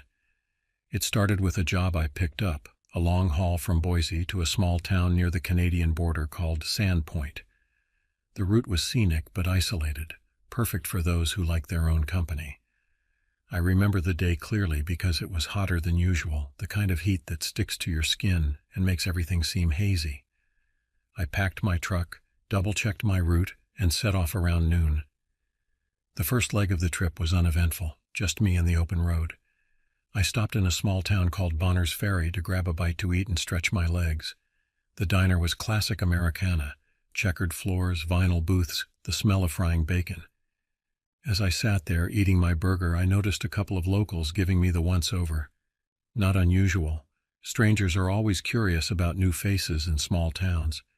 Back on the road, I started to feel a little uneasy. It wasn't anything specific, just a sense that something wasn't right. I chalked it up to the heat and the long drive. The sun was setting as I approached a dense patch of forest, the kind where the trees seem to close in on you. I switched on my headlights, the beams cutting through the gloom. About an hour into the woods, my truck sputtered and died. I cursed under my breath, pulled over, and popped the hood. I'm no mechanic, but I know enough to get by. As I was fiddling with the engine, I heard something. At first I thought it was an animal, maybe a deer or a raccoon, but then it got closer, and I realized it was footsteps, heavy and deliberate. "Hello?" I called out, half expecting a hunter or a hiker to emerge from the trees. No answer. The footsteps stopped. I felt a chill that had nothing to do with the temperature. I grabbed a flashlight from the cab and swept the beam around. Nothing. I told myself I was being paranoid, probably just hearing things. After what felt like forever, I managed to get the truck started again. I climbed back in and continued down the road, but I couldn't shake the feeling that I was being watched. I glanced in the rearview mirror more times than I cared to admit, half expecting to see someone or something lurking in the darkness. I reached Sandpoint around midnight and parked the truck in the lot behind a small motel. Exhausted, I checked in and collapsed on the bed without bothering to undress. I was out cold within minutes. I woke up to the sound of knocking. Who the hell knocks on a stranger's door at that hour? I stumbled to the door and peered through the peephole. It was the motel manager, a wiry old man with a face like a dried apple. "Sorry to bother you, Mr. Thomas," he said, his voice shaking slightly. "There's a problem with your truck." My heart sank. I followed him outside, half expecting to find the truck vandalized or broken into. Instead, I found it intact, but there were deep scratches on the side like claw marks. I felt a surge of anger and confusion. "What the hell did this?" I demanded. The manager shook his head. "Don't know, sir. Never seen anything like it." I spent the next hour inspecting the damage and trying to figure out what could have caused it. A bear, maybe? but the marks were too precise, too deliberate. I went back to bed, but sleep was elusive. I kept hearing those footsteps in my mind, replaying the night in the woods over and over. The next morning I called the local mechanic to take a look at the truck. While waiting, I decided to explore the town a bit. Sandpoint was charming in a rustic sort of way, with its wooden buildings and narrow streets. I grabbed a coffee at a little cafe and struck up a conversation with the barista, a young woman named Cassie. "You're not from around here, are you?" she asked, eyeing me with curiosity. "Nope, just passing through," I replied. "Had a weird night, though. Something messed up my truck." Her expression changed. "You didn't stop in the woods, did you?" "Yeah, had to fix the engine. Why?" She leaned in, lowering her voice. "There's been talk about strange things happening in those woods, people disappearing, weird sightings. My uncle went missing out there a few months ago. They never found him." I felt the chill run down my spine. I thanked her for the coffee and left, my mind racing. Could there be a connection? It sounded like something out of a bad horror movie, but the fear in her eyes was real. I spent the rest of the day trying to shake off the conversation, but it clung to me like a shadow. The mechanic finished with my truck and I loaded up for the return trip. I decided to take a different route, avoiding the forest altogether. Better safe than sorry, I told myself. The drive back was tense. Every rustle of leaves, every flicker of movement in the trees made me jump. I kept the radio on to drown out my thoughts, but it didn't help much. I was halfway home when I saw it, a figure darting across the road in the distance. I slammed on the brakes, heart pounding. The figure was gone, swallowed by the darkness. I sat there, gripping the wheel, trying to calm my breathing. It could have been an animal, I told myself, but deep down I knew it wasn't. I pressed on, the feeling of being watched growing stronger with every mile. I finally reached Boise in the early hours of the morning. I parked the truck and headed home, my mind racing. I couldn't shake the feeling that something had followed me, that I wasn't alone. I double-checked the locks on my doors and windows before collapsing into bed. For the next few days I tried to go back to my routine, but the sense of unease lingered. I found myself looking over my shoulder, jumping at every sound. Then one night it happened. I was sitting in my living room watching TV when I heard a noise outside. It was faint at first, like a scratching at the window. I muted the TV and listened. The scratching grew louder, more insistent. I grabbed a baseball bat from the closet and approached the window cautiously. As I pulled back the curtain, my blood ran cold. There, staring back at me, was a face. Or what used to be a face. It was twisted, deformed, with eyes that glowed in the darkness. I stumbled back, my heart hammering in my chest. The creature let out a guttural snarl and slammed its fist against the window, cracking the glass. I didn't think, I just acted. I ran to the bedroom, grabbed my shotgun, and loaded it with shaking hands. I could hear it moving around outside, scratching at the walls, trying to find a way in. I backed into the hallway, aiming the shotgun at the front door. The door burst open and the creature lunged at me. I pulled the trigger, the blast echoing through the house. The creature stumbled back, but it didn't go down. I fired again and again until the shotgun clicked empty. The creature finally collapsed, its body twitching on the floor. I stood there, gasping for breath, staring at the lifeless form. It was covered in coarse, matted fur, with long, sharp claws and teeth. It looked like something out of a nightmare, a twisted mockery of a wolf and a man. I called the police and they arrived within minutes. They took one look at the creature and called in backup. The rest of the night was a blur of questions, flashing lights, and the cold realization that I had killed something that shouldn't exist. In the days that followed, the story made the local news. They called it a wild animal attack, but I knew better. I wasn't the only one either. Cassie reached out to me, telling me about others who had seen similar creatures in the area. We started a small group, sharing our experiences and trying to make sense of what had happened. The attacks stopped after that night, but the sense of unease never really went away. I moved to a different state, changed my job, tried to leave it all behind. But some things you can't outrun. I still have nightmares, still wake up in a cold sweat, hearing those footsteps in the darkness. I don't know what it was that I killed or where it came from. All I know is that it changed my life forever. I'm still a skeptic, But now I'm a skeptic who knows that some things can't be explained. Some things are better left in the shadows. As the years passed, I tried to put that night behind me, but it was always there, lurking at the edges of my consciousness. I threw myself into my work, taking longer hauls and spending more time on the road. It was easier to keep moving than to stay in one place and let the memories catch up with me. I started noticing things I hadn't before. The way certain stretches of road seemed to swallow sound, leaving nothing but an eerie silence.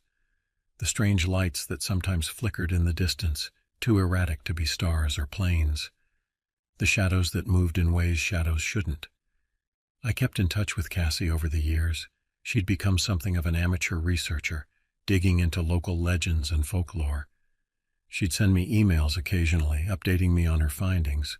Most of it seemed far-fetched, but after what I'd seen, I couldn't dismiss it entirely.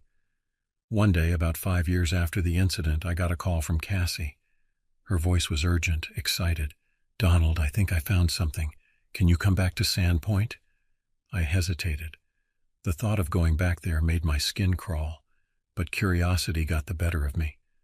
A week later, I found myself driving back into that town, my hands clammy on the steering wheel. Cassie met me at the same cafe where we'd first talked. She looked older, more serious. She slid a folder across the table to me. "I've been going through old town records, newspaper archives, anything I could get my hands on. Look at this." Inside the folder were photocopies of old newspaper clippings dating back to the early 1900s. Headlines jumped out at me. "Strange beast sighted in woods," "Local man missing, blood trail found," "Hunters discover mutilated animal carcasses."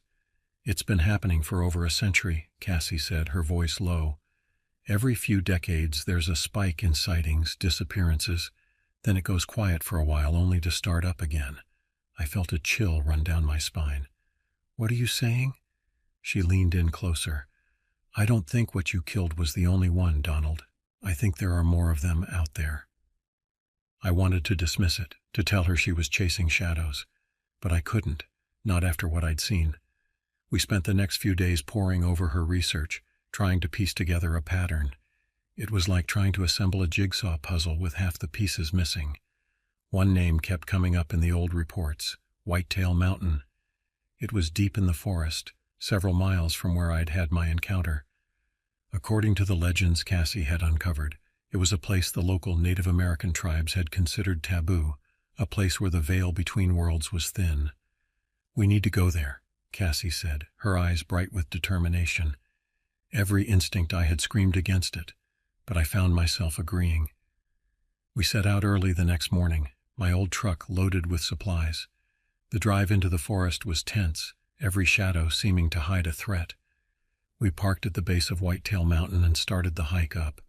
The forest was unnaturally quiet. No birdsong, no rustling of small animals in the underbrush, just the sound of our own labored breathing and the crunch of leaves under our feet. As we climbed higher, the air grew colder, a mist settling around us.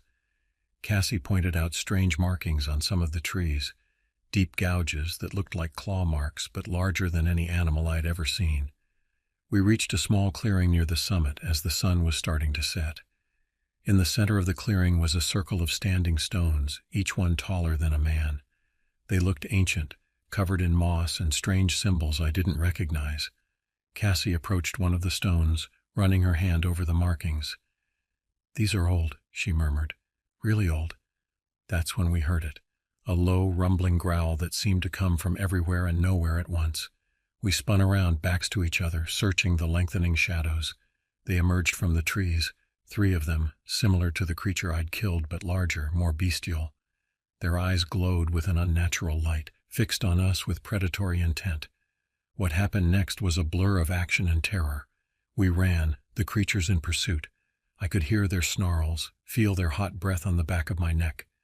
We stumbled down the mountain, branches whipping at our faces, roots threatening to trip us at every step. Somehow we made it back to the truck. I gunned the engine, tires spinning in the dirt before finding purchase. As we sped away, I could see the creatures in the rearview mirror, standing at the edge of the trees, watching us go. We drove in silence for a long time, both of us trying to process what we'd seen. Finally, Cassie spoke. "We can't just leave it like this. People need to know.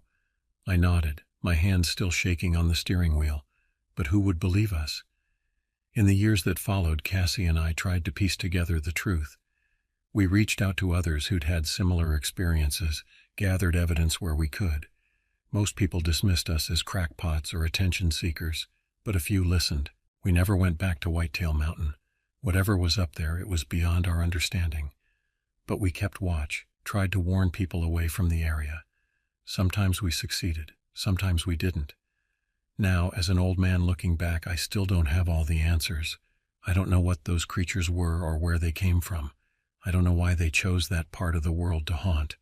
All I know is that there are things out there in the dark, things that defy explanation. I still drive sometimes, taking long trips down lonely roads. And sometimes, when the night is at its darkest and the world is quiet, I think I can hear those footsteps again, following just behind my truck. A reminder that no matter how far we've come, no matter how much we think we know, there are still mysteries in this world, and some of them have teeth. Over the years, Cassie and I continued our research, albeit more cautiously. We learned to be discreet, to ask questions without raising suspicions.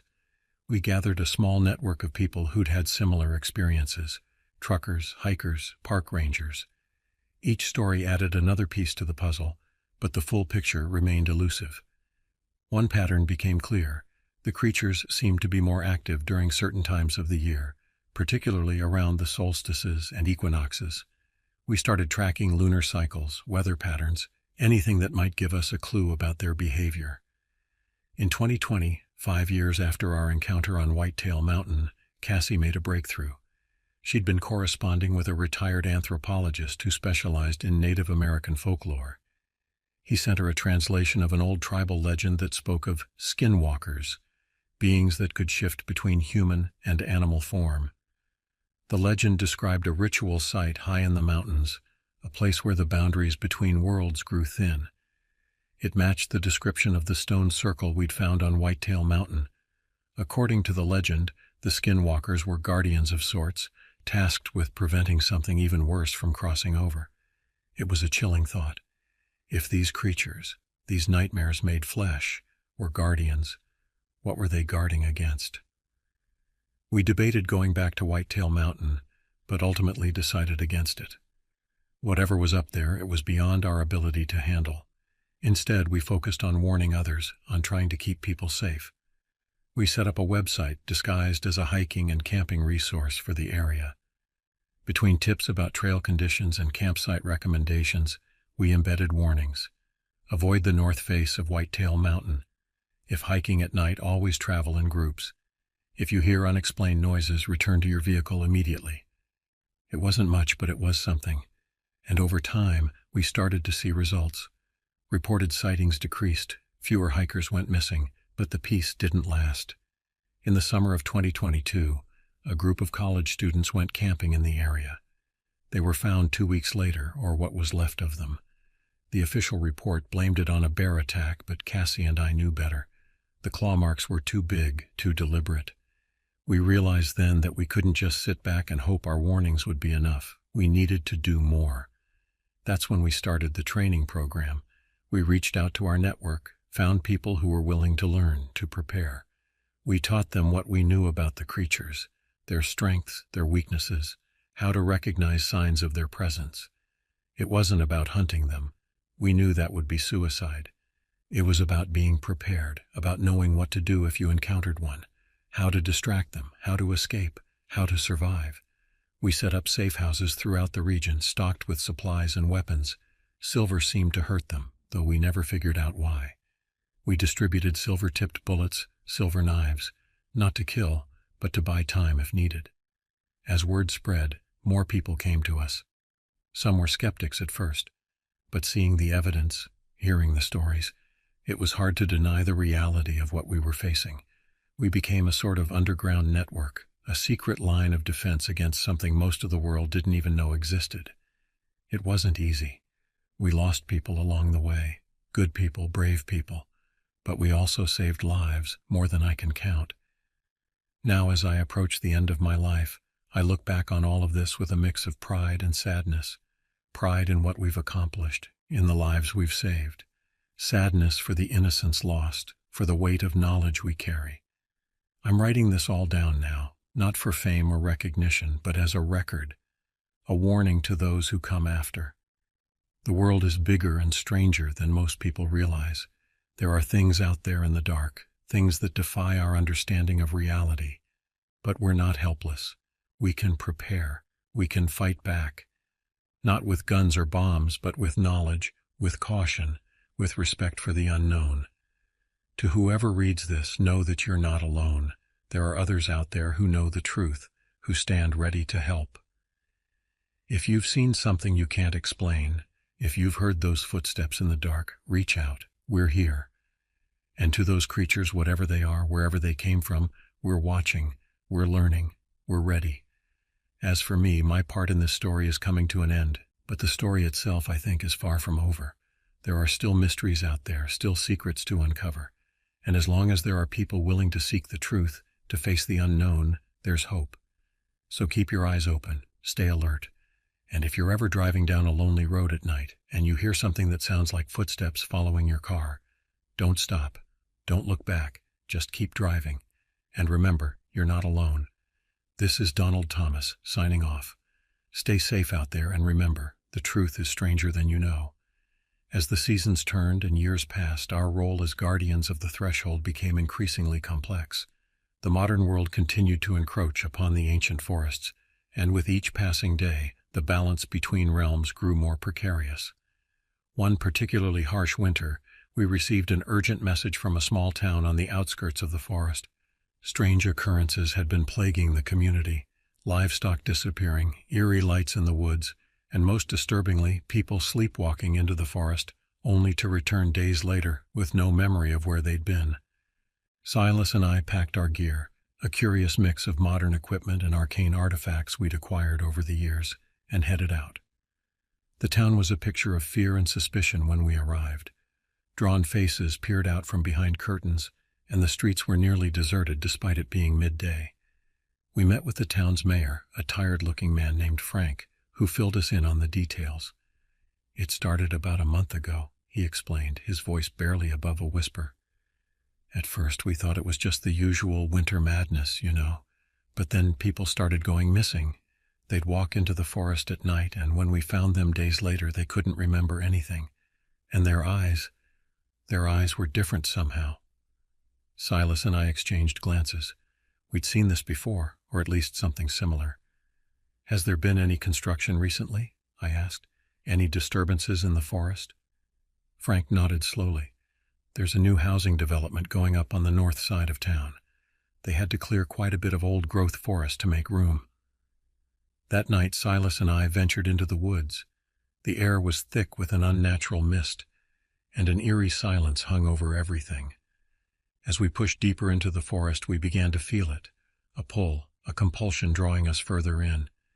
We came to a clearing that hadn't been there before. The trees around it were twisted and blackened, their branches reaching toward the center like gnarled fingers.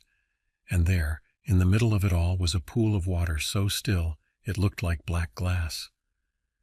"A portal," Silas murmured, his breath forming clouds in the cold air. "But not like any we've seen before." As we watched, ripples began to form on the surface of the pool. Something was coming through. We readied ourselves, drawing on the skills and knowledge we'd gained over the years. What emerged was beyond anything we'd encountered before. It was a being of shadow and mist, constantly shifting and reforming. Dozens of eyes blinked open across its form, each a different color and shape.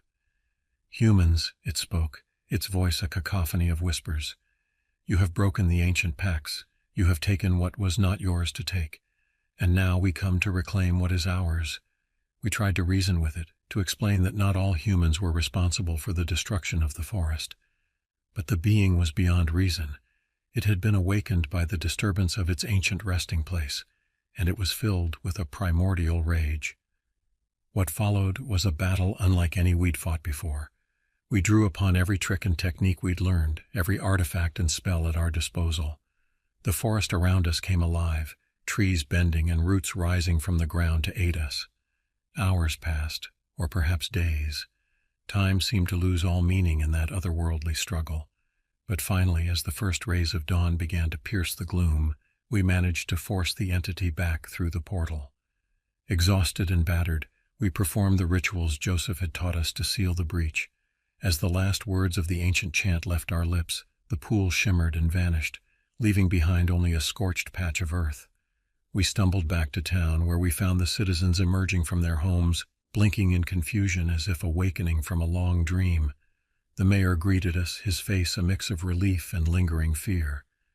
"It's over," I told him, my voice hoarse from exertion, "but there's work to be done." In the days that followed, we worked with the town to establish new boundaries and rituals to honor the forest. The housing development was scaled back, and plans were made to replant much of the cleared land. As we prepared to leave, Frank approached us. "How can we ever repay you?" he asked. Silas and I shared a look. "Just remember," I said, "the forest is alive. It's ancient and powerful. Respect it, honor it, and it will protect you. Abuse it and—" I left the thought unfinished. Frank nodded, understanding. As we drove away, Silas turned to me. "You know," he said, "every time I think I've seen it all, something new comes along. Makes you wonder what else is out there." I nodded, my mind already turning to the next challenge, the next mystery. Our work was far from over. The balance between worlds was more fragile than ever, and new threats were emerging all the time. But as I looked out at the forest, sliding past our window, I felt a sense of purpose stronger than ever before. We were guardians, protectors of an ancient legacy, and as long as there were forests to defend and mysteries to unravel, we would be there standing at the threshold between worlds, ready to face whatever came next. The road stretched out before us, leading back into the heart of the wilderness we had sworn to protect. And though I knew that greater challenges lay ahead, I couldn't help but feel a thrill of anticipation. For in this life we had chosen, or perhaps the life that had chosen us, every day brought new wonders and new dangers.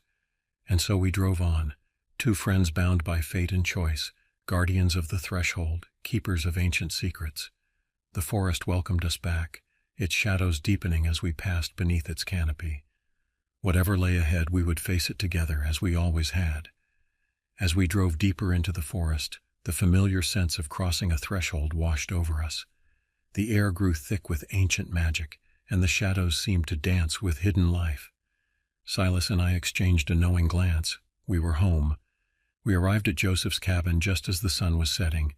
The old Ojibwe man was waiting for us on the porch, his weathered face creased with concern. "You've returned just in time," he said, his voice grave. "The spirits have shown me a vision. A great convergence is coming, a moment when the veil between worlds will thin to its breaking point." Inside the cabin, Joseph laid out an old map of the forest. At its center was a place we'd never been, a hidden valley, unmarked on any modern chart. "The heart of the forest," Joseph explained, "the nexus point where all the ley lines converge. In 3 days, during the winter solstice, the barrier between worlds will be at its weakest there. If we don't strengthen it, both realms could collapse into chaos." We spent the next 2 days preparing, gathering artifacts and herbs, performing rituals to strengthen our connection to the forest spirits. On the morning of the solstice, we set out, our path lit by an ethereal glow that seemed to emanate from the forest itself. The journey was perilous. We faced trials that tested not just our physical strength, but our very souls.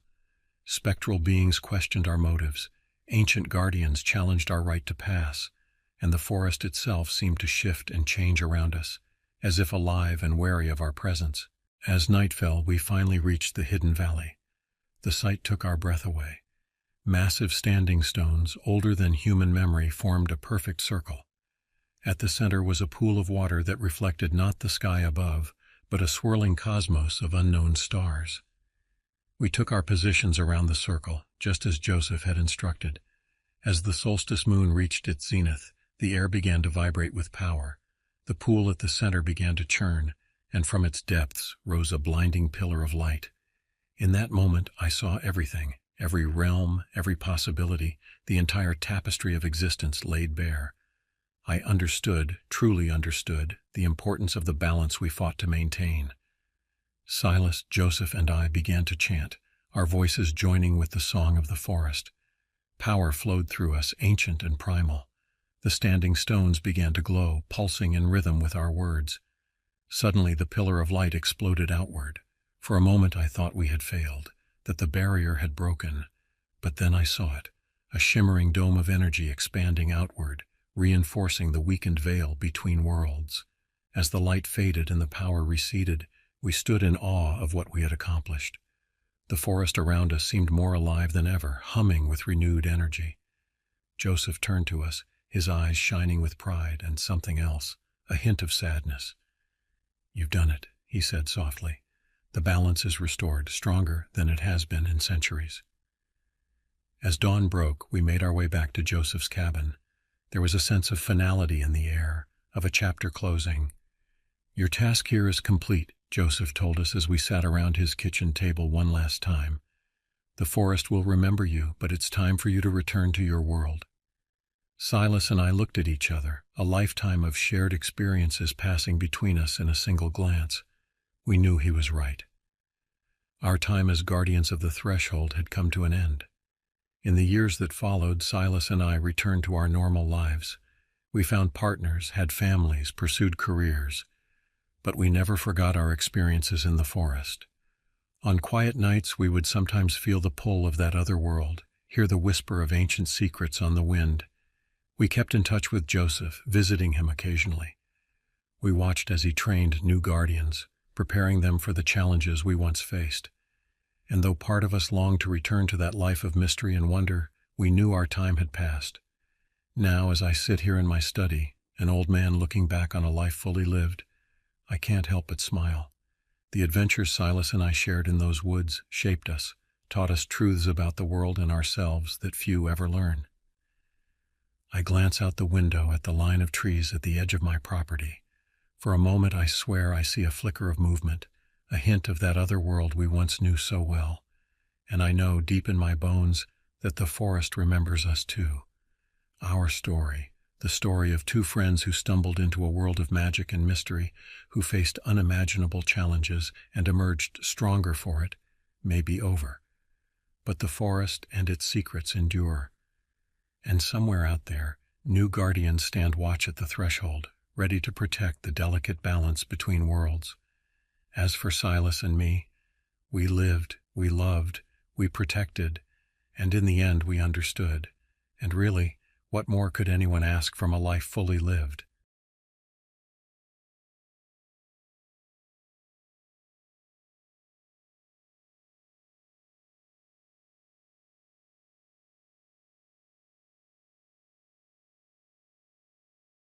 The summer of 1978 was meant to be just another season at Camp Willow Creek.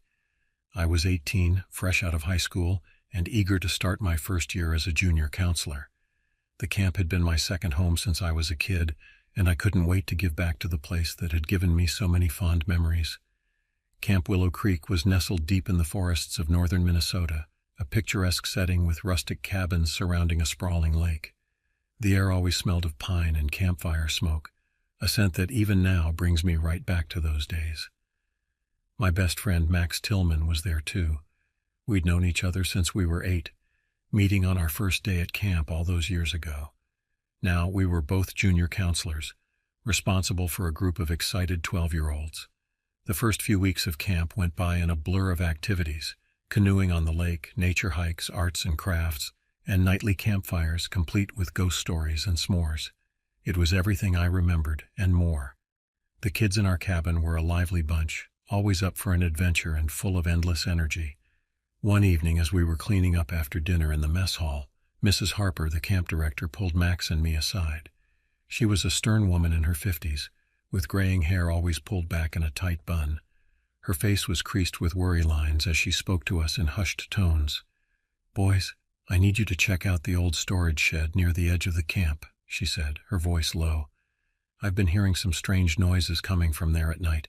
Probably just some animals, but I'd feel better if you took a look." Max and I exchanged glances. The storage shed was an old, dilapidated building at the far end of the camp property, right at the edge of the dense forest. It had been there since the camp's early days, but it hadn't been used in years. "Sure thing, Mrs. Harper," I said, trying to sound more confident than I felt. We'll head out there after lights out. As night fell and the campers were tucked away in their cabins, Max and I grabbed our flashlights and headed towards the old shed. The moon was full, casting an eerie glow over the campgrounds. The usual nighttime sounds of the forest seemed muted, adding to the unsettling atmosphere. "You know," Max said as we walked, "I've always wondered what's in that old shed. Maybe we'll find some buried treasure or something." I chuckled, grateful for his attempt to lighten the mood. "Yeah, right. More likely we'll find a family of raccoons or an angry possum." As we approached the shed, the air seemed to grow colder. The trees loomed over us, their branches reaching out like gnarled fingers.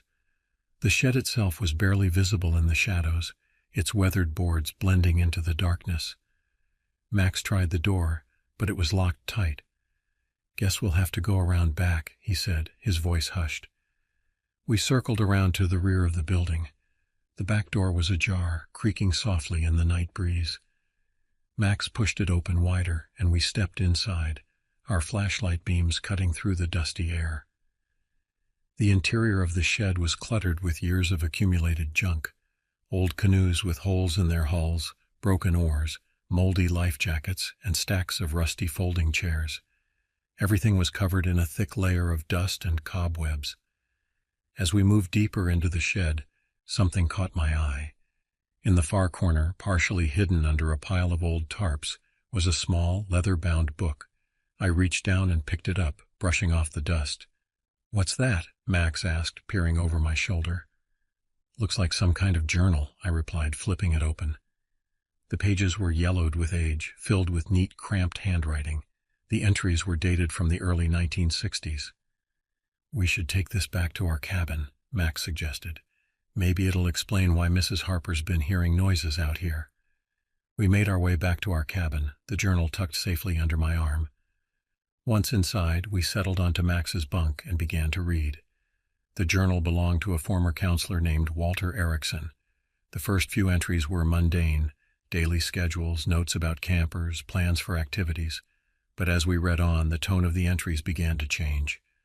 Walter wrote about strange occurrences at the camp: shadows moving in the forest at night, eerie sounds echoing across the lake, and most disturbingly, campers going missing. One entry, dated July 12, 1963, caught our attention. "Eddie vanished today. One minute he was there, the next gone. We searched everywhere, but it's like he just disappeared into thin air. The police are here now, but I don't think they'll find anything. There's something in these woods, something that doesn't want to be found. I can feel it watching us, always watching." Max and I looked at each other, a chill running down my spine that had nothing to do with the night air. "Do you think this is real?" I asked, my voice barely above a whisper. Max shrugged, but I could see the worry in his eyes. "I don't know, but we should talk to Mrs. Harper about this tomorrow." We spent a restless night, both of us tossing and turning, our minds filled with the unsettling words from Walter's journal. The next morning, we sought out Mrs. Harper as soon as we could. We found her in her office, a small, cluttered room in the main lodge. When we showed her the journal and told her what we'd read, her face went pale. "I remember Eddie," she said softly, her eyes distant. "I was just a junior counselor myself back then. It was awful. We searched for days, but we never found him. His parents were devastated." "Mrs. Harper," I said, hesitating for a moment before continuing, "do you think there's any truth to what Walter wrote about something in the woods?" She was quiet for a long moment, her eyes fixed on the journal in her hands. Finally, she looked up at us, her expression grave. "Boys, there are things in this world we can't always explain. I've been at this camp for over 30 years, and I've seen and heard things that don't make sense. But our job is to keep these kids safe and give them a great summer. So let's focus on that, all right?" Max and I nodded, but as we left her office, we exchanged a look.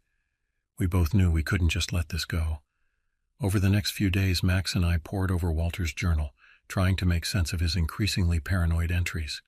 We also started paying more attention to the woods surrounding the camp, watching for anything unusual. One night, about a week after we found the journal, I was woken by a sound outside our cabin. It was a low, mournful cry, unlike anything I'd ever heard before. I shook Max awake, and we crept to the window. The moon was hidden behind clouds, leaving the campground shrouded in darkness. As our eyes adjusted, we saw a figure moving at the edge of the woods. It was tall and thin, its movements jerky and unnatural. "What is that?" Max whispered, his voice trembling. Before I could answer, the figure turned towards our cabin. 2 pinpricks of light, like eyes reflecting our flashlight beam, glowed in the darkness. Then, as suddenly as it had appeared, the figure was gone, melting back into the shadows of the forest. We spent the rest of the night huddled in our bunks, too scared to sleep. When morning came, we went straight to Mrs. Harper's office to tell her what we'd seen. She listened to our story with a frown, her brow furrowed in concern. "Boys," she said when we'd finished, "I appreciate you coming to me with this, but we can't go scaring the campers with ghost stories. It was probably just a deer or something." But I could see the worry in her eyes. She didn't believe it was just a deer any more than we did. As the days went by, more strange things began to happen. Campers reported hearing weird noises at night. Some claimed to have seen shadows moving outside their cabins. And then the worst happened. It was a Tuesday night, and we were having our weekly campfire. All the campers were gathered around roasting marshmallows and singing songs. As I looked around the circle, I realized someone was missing. "Max," I whispered, nudging my friend, "where's Timmy?" Timmy was one of the younger kids in our cabin, a quiet boy who loved to read. Max looked around, his face growing pale as he realized Timmy wasn't there. We quietly alerted Mrs. Harper, and soon the entire camp was searching. We combed the grounds, calling Timmy's name, our flashlights cutting through the darkness.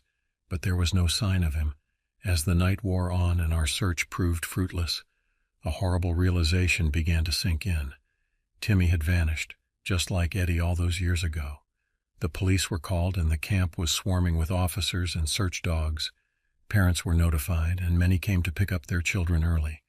The summer session was cut short, and within a few days Camp Willow Creek was empty except for the staff and the police. Max and I were questioned multiple times, but we had nothing to tell them. We didn't mention Walter's journal or what we'd seen in the woods that night. Somehow we knew they wouldn't believe us. As the days turned into weeks, the search for Timmy continued, but hope was fading. Max and I couldn't shake the feeling that we had failed somehow, that we should have been able to protect him. It was during this time that we met Walter Erickson. He had heard about Timmy's disappearance on the news and had come back to the camp.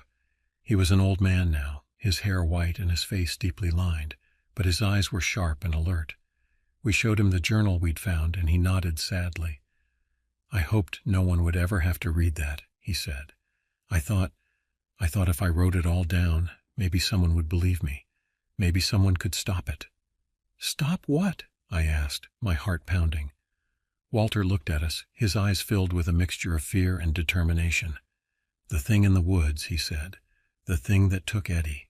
And now, it seems, Timmy, too."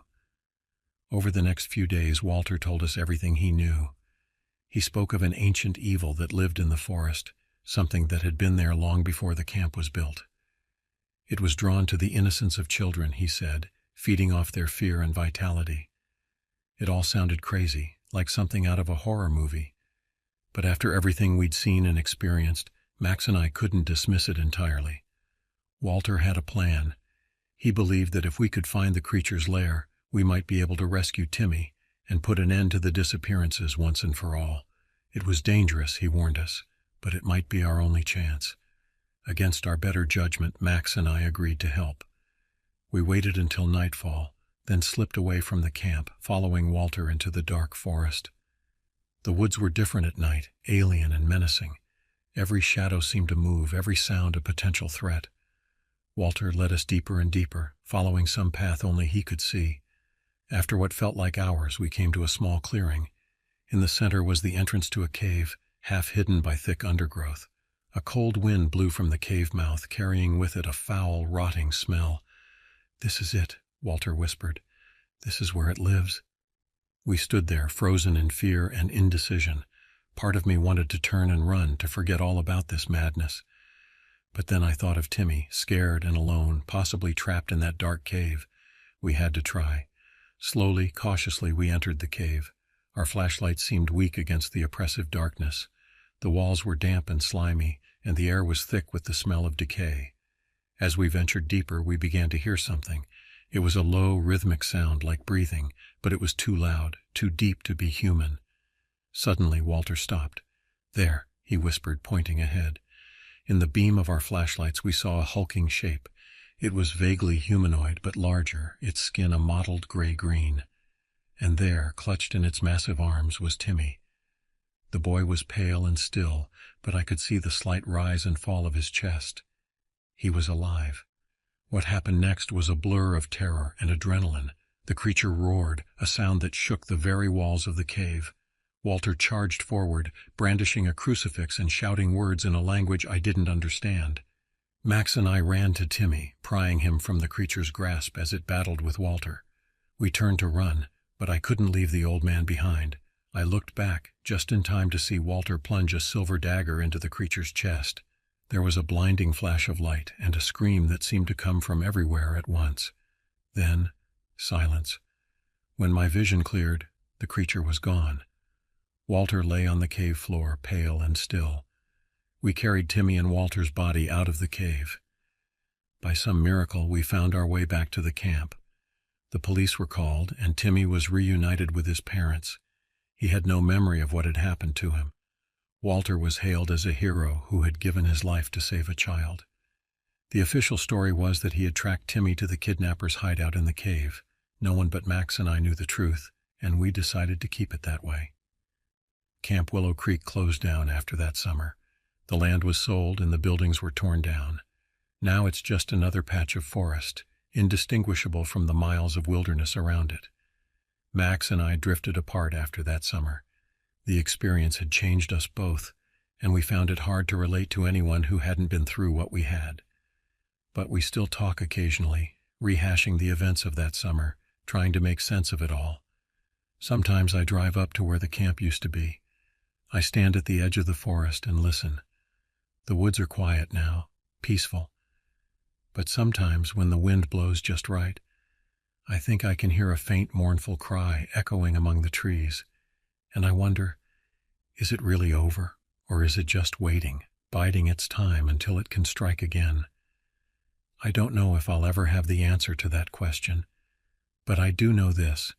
There are things in this world that defy explanation, things that lurk in the shadows of our rational, ordered lives. And sometimes the only thing we can do is face them head-on, armed with nothing but our courage and our conviction. That summer at Camp Willow Creek taught me that. It's a lesson I've carried with me all these years, a lesson that has shaped the person I've become. And while the memories of that time are painful, I wouldn't change them.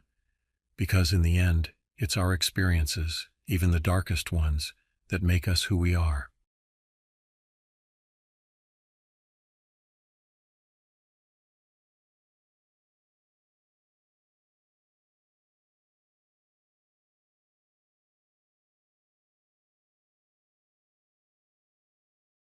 The warm glow of the setting sun painted the sky in hues of orange and pink as I, Jake Thompson, sat on my porch scrolling through my phone. It was a Friday evening in early October, and the crisp autumn air carried the scent of fallen leaves and distant bonfires. I had just finished a long week at the local high school where I taught history, and I was looking forward to a relaxing weekend. As I mindlessly scrolled through my social media feed, a news article caught my eye. Experienced hiker vanishes without a trace in Huckleberry Swamp Nature Area. The headline sent a chill down my spine, despite the lingering warmth of the day. Huckleberry Swamp was less than an hour's drive from my home in Hartford, Connecticut, and I had hiked there numerous times over the years. Curiosity piqued, I tapped on the article and began to read. The missing hiker, identified as 42-year-old Martin Greaves, had last been seen entering the nature area 2 weeks ago. Despite extensive search efforts by local authorities and volunteers, no trace of him had been found. The article mentioned that Greaves was an experienced outdoorsman who had hiked challenging trails all over the country. As I continued reading, my phone buzzed with an incoming text message. It was from my friend Marcella Quinn, a vivacious 28-year-old librarian I had met at a local book club a few years back. "Hey Jake, Tyrese and I were thinking about doing a night hike tomorrow. You in?" I hesitated for a moment, my eyes darting back to the article about the missing hiker. A part of me wanted to mention it to Marcella, but another part dismissed the thought. After all, people went missing in the wilderness all the time, right? It was probably just a coincidence that it happened so close to home. Before I could overthink it, I typed out a reply. Sounds fun. Where were you thinking of going? Marcella's response came quickly. We were thinking Huckleberry Swamp. Tyrese says it's beautiful at night and the forecast looks clear. Meet at my place around 8. I felt a twinge of unease as I read her message. Huckleberry Swamp? The very place where that hiker had disappeared? I contemplated backing out, but the rational part of my brain kicked in. The swamp was a large area, and the chances of anything happening to us were slim to none. Plus, we'd be in a group, not hiking alone like the missing man. Count me in, I replied, pushing aside my lingering doubts. See you tomorrow at 8. As I set my phone down and gazed out at the darkening sky, I couldn't shake the feeling that I had just made a decision that would change my life forever. Little did I know how right that premonition would turn out to be. The next day passed in a blur of mundane activities. I graded papers, did some laundry, and even managed to squeeze in a quick workout at the local gym. As evening approached, I began to pack my backpack for the night hike. Flashlight? Check. Extra batteries? Check. Water bottle? Check. I methodically went through my mental checklist, ensuring I had everything I might need for a few hours in the woods. As I zipped up my pack, my eyes fell on the local newspaper sitting on my kitchen counter. The headline about the missing hiker stared back at me, seeming to mock my decision to go on this hike. I shook my head, trying to dispel the uneasy feeling that had been gnawing at me all day.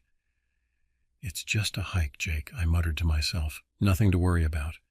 At precisely 7:45 p.m., I locked up my apartment and headed to my car. The drive to Marcella's place was short, and before I knew it, I was pulling up in front of her modest bungalow. Tyrese's beat-up pickup truck was already parked in the driveway. As I approached the front door, I could hear laughter coming from inside. I knocked, and moments later Marcella swung the door open, her face lit up with a bright smile. "Jake, you made it," she exclaimed, pulling me into a quick hug. "Come on in, we're just about ready to head out." I stepped inside, immediately enveloped by the warm, inviting atmosphere of Marcella's home. Tyrese Hillman, our other hiking companion for the night, was lounging on the couch, his tall, athletic frame barely fitting on the small piece of furniture. "Hey, man," Tyrese greeted me with a nod and a fist bump. "Ready for some night hiking?" I nodded, trying to match his enthusiasm. "As ready as I'll ever be." Marcella bustled around the living room, double-checking her own backpack. At 28, she was the youngest of our trio, but often the most organized and prepared. Her curly brown hair was pulled back into a practical ponytail, and her green eyes sparkled with excitement. "So, what made you guys decide on a night hike?" I asked, curiosity getting the better of me. Tyrese grinned, his white teeth contrasting sharply with his dark skin. "Man, you haven't lived until you've experienced the swamp at night. The sounds, the smells, it's a whole different world." Marcella nodded in agreement. "Plus, there's supposed to be a meteor shower tonight. I thought it might be cool to watch it from the observation deck in the nature area." Their enthusiasm was infectious, and I felt my earlier apprehension start to fade. Maybe this wouldn't be so bad after all. As we made our final preparations, I debated whether or not to mention the article about the missing hiker. In the end, I decided against it. Why spoil the mood with unnecessary worry? "All right, troops," Marcella announced, hoisting her backpack onto her shoulders. "Let's move out." We piled into Tyrese's truck, the excitement palpable as we set off towards Huckleberry Swamp Nature Area. The sun had long since set, and the world outside the truck's windows was shrouded in darkness. As we drove, Tyrese regaled us with stories from his job as a park ranger. He had a way of spinning tales that made even the most mundane encounters with wildlife sound like epic adventures. Marcella and I listened, laughing at his animated descriptions and terrible animal impressions. Before long, we were pulling into the deserted parking lot of the nature area. As we climbed out of the truck, the silence of the night seemed to engulf us. The only sounds were the crunch of gravel under our boots and the distant hoot of an owl. Tyrese led the way to the trailhead, his powerful flashlight cutting through the darkness. Marcella fell in step beside him while I brought up the rear. As we passed the information board at the start of the trail, I couldn't help but notice a missing person flyer with Martin Greaves's face staring back at me. A shiver ran down my spine, and I quickened my pace to catch up with my friends. As we plunged into the dense forest, the trees seemed to close in around us, their branches reaching out like gnarled fingers in the beam of our flashlights. Little did we know that with each step, we were walking deeper into a nightmare that would haunt us for the rest of our lives. The Huckleberry Swamp Nature Area was a different place at night. During the day, it was a serene woodland, filled with the cheerful songs of birds and the rustle of small animals. But as we ventured deeper into the forest under the cover of darkness, it felt as if we had stepped into another world entirely. Our flashlights carved narrow paths through the inky blackness, illuminating twisted tree trunks and gnarled roots that seemed to reach out to trip us. The canopy above was so thick that it blocked out most of the starlight, leaving us in an almost oppressive darkness beyond the reach of our artificial light. Tyrese led the way, his confident strides betraying his familiarity with the terrain. As a park ranger, he had walked these trails countless times, but even he seemed more cautious than usual in the all-encompassing night. "Watch your step here," he called back to us, his deep voice barely above a whisper. "The trail gets a bit tricky." I glanced down, noticing how the packed dirt of the trail gave way to loose, shifting soil. The ground beneath our feet was becoming softer, spongier, a sign that we were approaching the swampy areas that gave this place its name. Marcella walked between us, her usual chatter subdued by the eerie atmosphere. Every so often she would startle at a sudden sound, the snap of a twig, the rustle of leaves, her flashlight beam darting wildly to investigate. "You okay?" I asked her softly, noticing the tension in her shoulders. She nodded, offering a weak smile. "Yeah, just a bit jumpy. It's so different here at night." I understood exactly what she meant. There was something primal about being in the woods after dark, something that stirred ancient fears buried deep in our collective subconscious. Every shadow seemed to hide a potential threat, every sound a possible danger. As we continued our hike, the trail began to wind its way deeper into the swamp. The air grew thick and heavy with moisture, carrying the pungent scent of decaying vegetation. Our boots sank slightly with each step, the soft ground threatening to swallow us whole if we lingered too long in one spot. Tyrese paused at a fork in the trail, consulting a map he'd pulled from his pocket. "If we take the left path, it'll lead us to the observation deck," he said. "Should be a good spot to watch for those meteors." We nodded in agreement and followed him down the left-hand trail. This path was narrower, less well-maintained than the main trail we'd been on. Branches reached out from the darkness, snagging our clothes and scratching at exposed skin. As we pushed forward, I couldn't shake the feeling that we were being watched. Every few steps I found myself glancing over my shoulder, searching the darkness for... what? I wasn't sure. But the sensation of unseen eyes boring into me was impossible to ignore. Suddenly, Marcella let out a startled gasp. "Did you guys see that?" she whispered, her voice tight with fear. Tyrese and I both swung our flashlights in the direction she was pointing, but saw nothing but trees and undergrowth. "See what?" Tyrese asked, his tone a mixture of concern and skepticism. Marcella shook her head, her eyes wide. I'm not sure. I thought I saw something move just at the edge of the light, like a shadow, but wrong somehow." I felt a chill run down my spine at her words. "Wrong how?" She struggled to find the right words. It was too tall, too thin, not like a person or an animal, just wrong. Tyrese chuckled, but it sounded forced. "Probably just a branch moving in the wind. This place can play tricks on your eyes at night." But there was no wind, I realized. The air around us was completely still, almost stagnant. We pressed on, but the atmosphere had changed. The excitement of our night hike had been replaced by a growing sense of unease. Even Tyrese, usually so laid back and confident, seemed on edge, his eyes darting from side to side as he led us forward. The trail began to slope upward, and I knew we must be nearing the observation deck. "Just a little further," I told myself. "We'll watch the meteor shower, and then we can head back. Everything will be fine." But as we crested the hill and the observation deck came into view, silhouetted against the starry sky, an unmistakable crack of a branch echoed through the night. It was close, too close, and far too loud to be caused by any small animal.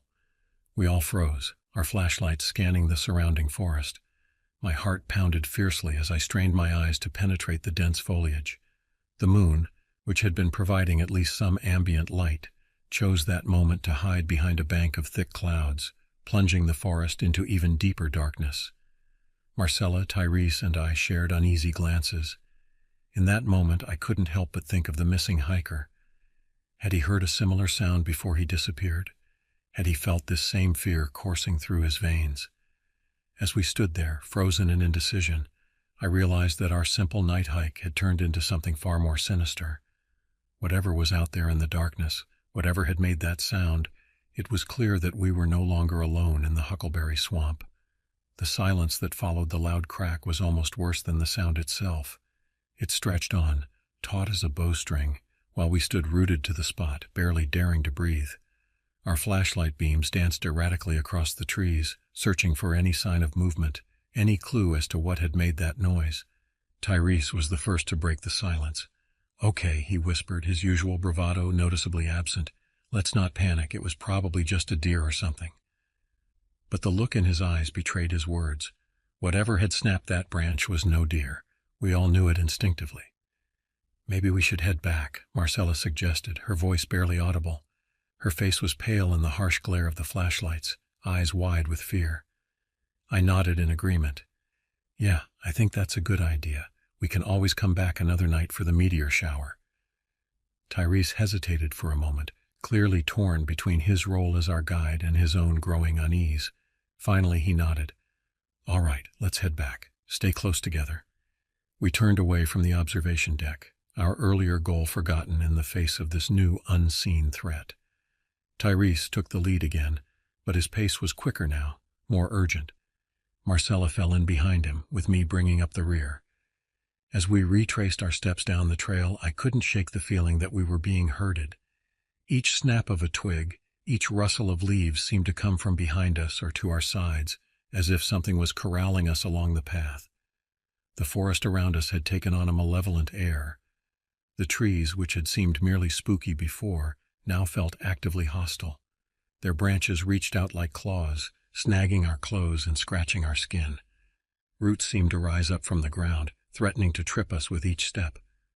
We had been walking for about 10 minutes when Tyrese suddenly stopped short, causing Marcella to bump into him. "Wait," he hissed, holding up a hand for silence. We froze, straining our ears. At first I heard nothing but the pounding of my own heart. Then, faintly but unmistakably, I picked up the sound of footsteps. Heavy, deliberate footsteps, splashing through shallow water. "Who's there?" Marcella called out, her voice louder than she probably intended, cracking slightly with fear. The footsteps ceased for a moment, and in that silence I swear I could hear the sound of heavy breathing. Not our own, but something else, something bigger. Then the footsteps resumed, more purposeful now, heading directly towards us. "Run!" Tyrese yelled, all pretense of calm abandoned. We took off down the trail, no longer caring about stealth or silence. Branches whipped at our faces as we ran, roots threatened to trip us at every step. The beam of my flashlight bounced wildly, creating a disorienting strobe effect that made it even harder to see where I was going. Behind us I could hear our pursuer crashing through the underbrush. Whatever it was big, and it was fast. The sound of its pursuit spurred us on, driving us to run faster than I thought possible. Suddenly Marcella cried out in pain. I turned to see her sprawled on the ground, clutching her ankle. She must have tripped over a root in our mad dash. Tyrese and I skidded to a stop, rushing back to help her. As I reached down to help Marcella up,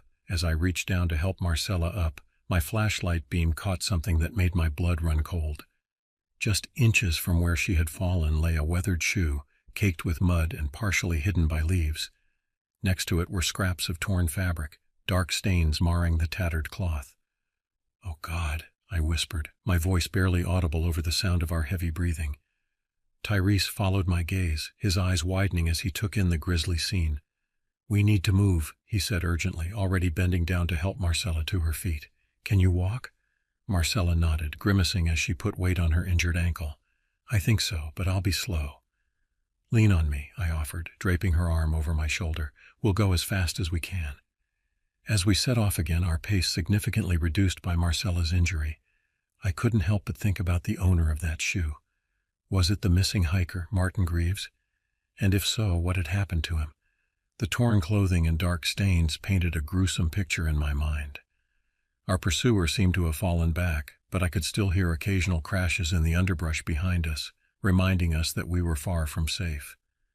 The sounds seemed to come from multiple directions now, as if we were being surrounded.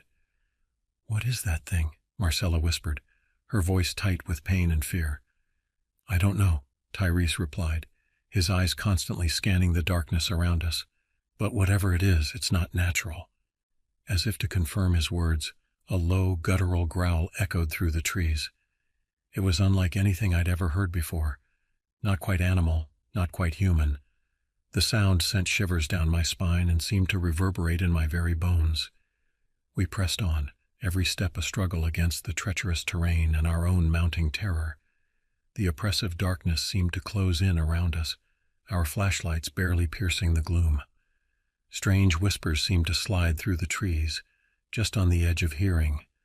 A sour, musky stench filled the air, growing stronger with each passing moment. Then, out of the corner of my eye, I saw it.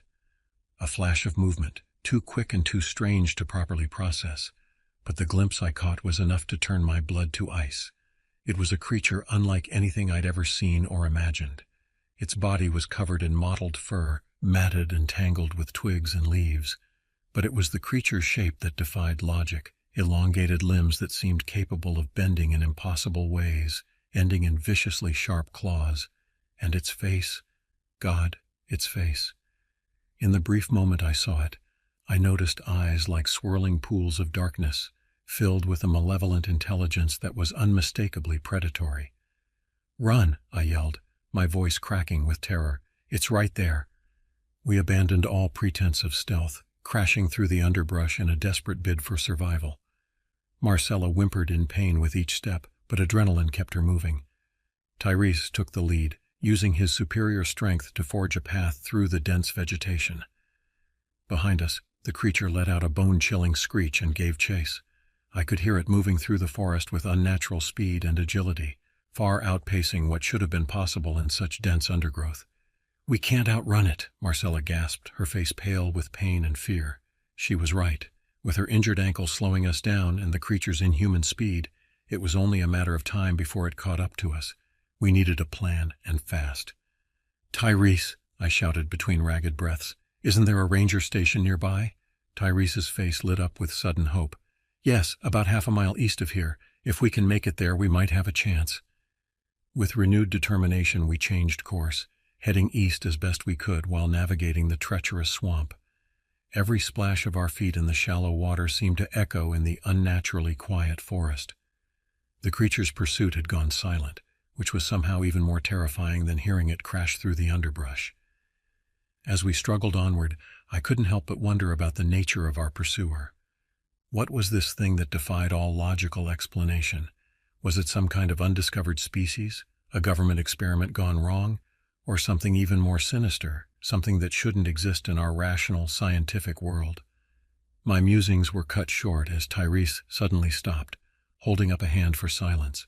For a moment all I could hear was our labored breathing and the pounding of my own heart. Then, faintly but unmistakably, I heard voices in the distance. "The ranger station," Tyrese whispered, his voice filled with relief. "We're almost there." But our relief was short-lived. From behind us came a sound that could only be described as a roar, a sound filled with rage and hunger that shook the very air around us. The creature had realized its prey was about to escape. "Go!" I yelled, pushing Marcella forward. "Run for the station." We burst from the tree line into a small clearing. In the center stood a sturdy log building, the ranger station. Light spilled from its windows, a beacon of hope in the darkness that had surrounded us. As we sprinted across the open ground, I risked a glance back. What I saw nearly stopped my heart. The creature had emerged from the forest, its true form fully visible in the moonlight that now broke through the clouds. It was even more terrifying than the glimpses I'd caught before, a nightmarish amalgamation of animal and something utterly alien. its eyes locked onto us, filled with an intelligence and malevolence that was unmistakably otherworldly. We reached the ranger station door just as the creature let out another ear-splitting roar. Tyrese wrenched the door open, and we tumbled inside, slamming it shut behind us. Two startled rangers jumped to their feet, hands instinctively moving to their sidearms. "What the hell?" one of them exclaimed. "Lock the door," I gasped, struggling to catch my breath. "There's something out there." The rangers looked confused, but the terror in our eyes must have convinced them of the seriousness of the situation. One of them quickly secured the door while the other moved to the radio. "This is Ranger Stevens at Huckleberry Station," he said into the mic. "We have a situation here, requesting immediate backup." As the ranger called for help, I helped Marcella to a chair, finally able to examine her injured ankle. It was swollen and starting to bruise, but thankfully didn't appear to be broken. Tyrese was at the window, peering out into the darkness. "I don't see it," he muttered. "Where did it go?" As if in answer to his question, an unearthly howl split the night, causing us all to jump. It was close, too close. "What exactly is out there?" one of the rangers asked, his hand resting uneasily on his holstered gun. I opened my mouth to respond, but how could I possibly explain what we'd seen? How could I describe a creature that defied all logic and reason? Before I could formulate an answer, a tremendous crash shook the building. Wood splintered, and I turned just in time to see a monstrous clawed hand punching through the wall. The night was far from over, and our ordeal had only just begun. The ranger station erupted into chaos as the creature's massive clawed hand withdrew, leaving a gaping hole in the wall. Splinters of wood littered the floor, and the acrid smell of the beast's musk filled the air. "What the hell is that thing?" One of the rangers, the one who had been on the radio, shouted, his face pale with shock. "I don't know," Tyrese replied, his voice tight with fear. "But it's been chasing us through the swamp for the last hour." The other ranger, Stevens, I recalled, had drawn his sidearm and was aiming it at the hole in the wall. "Whatever it is, it's not getting in here," he declared, though the tremor in his voice betrayed his uncertainty. Another crash rocked the building, this time from the roof. Dust and debris rained down on us as the creature's claws tore at the shingles, searching for a way in. Marcella whimpered in fear, clutching her injured ankle. I moved to her side, trying to offer what comfort I could. "It's going to be okay," I said, wishing I could believe my own words. "Help is on the way." The radio crackled to life, startling us all. "Huckleberry Station, this is dispatch. We've got units en route to your location. ETA 20 minutes. What's your situation?" The ranger who had made the initial call rushed to respond. "This is Cooper at Huckleberry. We're under attack by some kind of creature. It's trying to break in. We need immediate assistance." "Copy that, Huckleberry. Help is coming. Hold tight." 20 minutes. We just had to survive for 20 minutes. But as another bone-jarring impact shook the station, 20 minutes seemed like an eternity. "We need to barricade the windows and doors," Tyrese said, taking charge of the situation. His ranger training was kicking in, pushing aside his fear. "And we need weapons, anything we can use to defend ourselves if that thing gets in."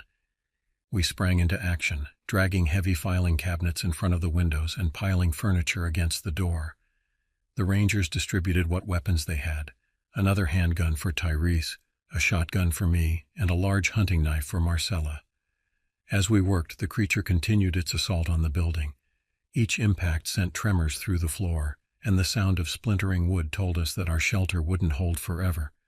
"What do we do if it gets in before help arrives?" Marcella asked, her voice barely above a whisper. Stevens, the ranger with the handgun, answered grimly, "We fight. We fight with everything we've got." The next few minutes passed in a blur of tense silence punctuated by the creature's relentless attacks.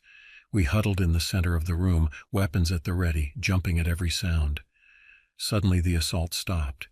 The abrupt silence was almost as terrifying as the chaos that had preceded it. "Where did it go?"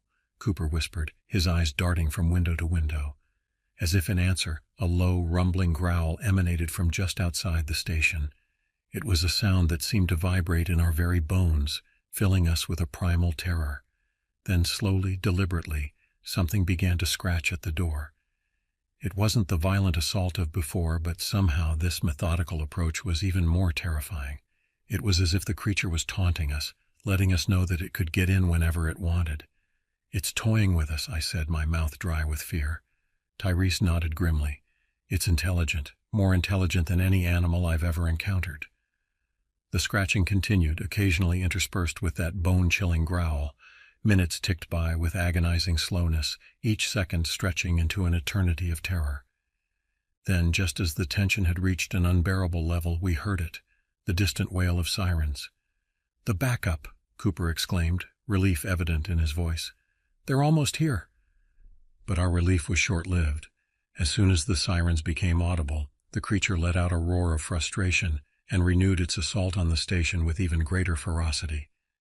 "It knows it's running out of time," Stevens said, tightening his grip on his gun.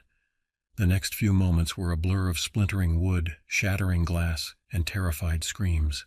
The creature, in its desperation, had redoubled its efforts to break in, and then, with a final thunderous crash, it succeeded.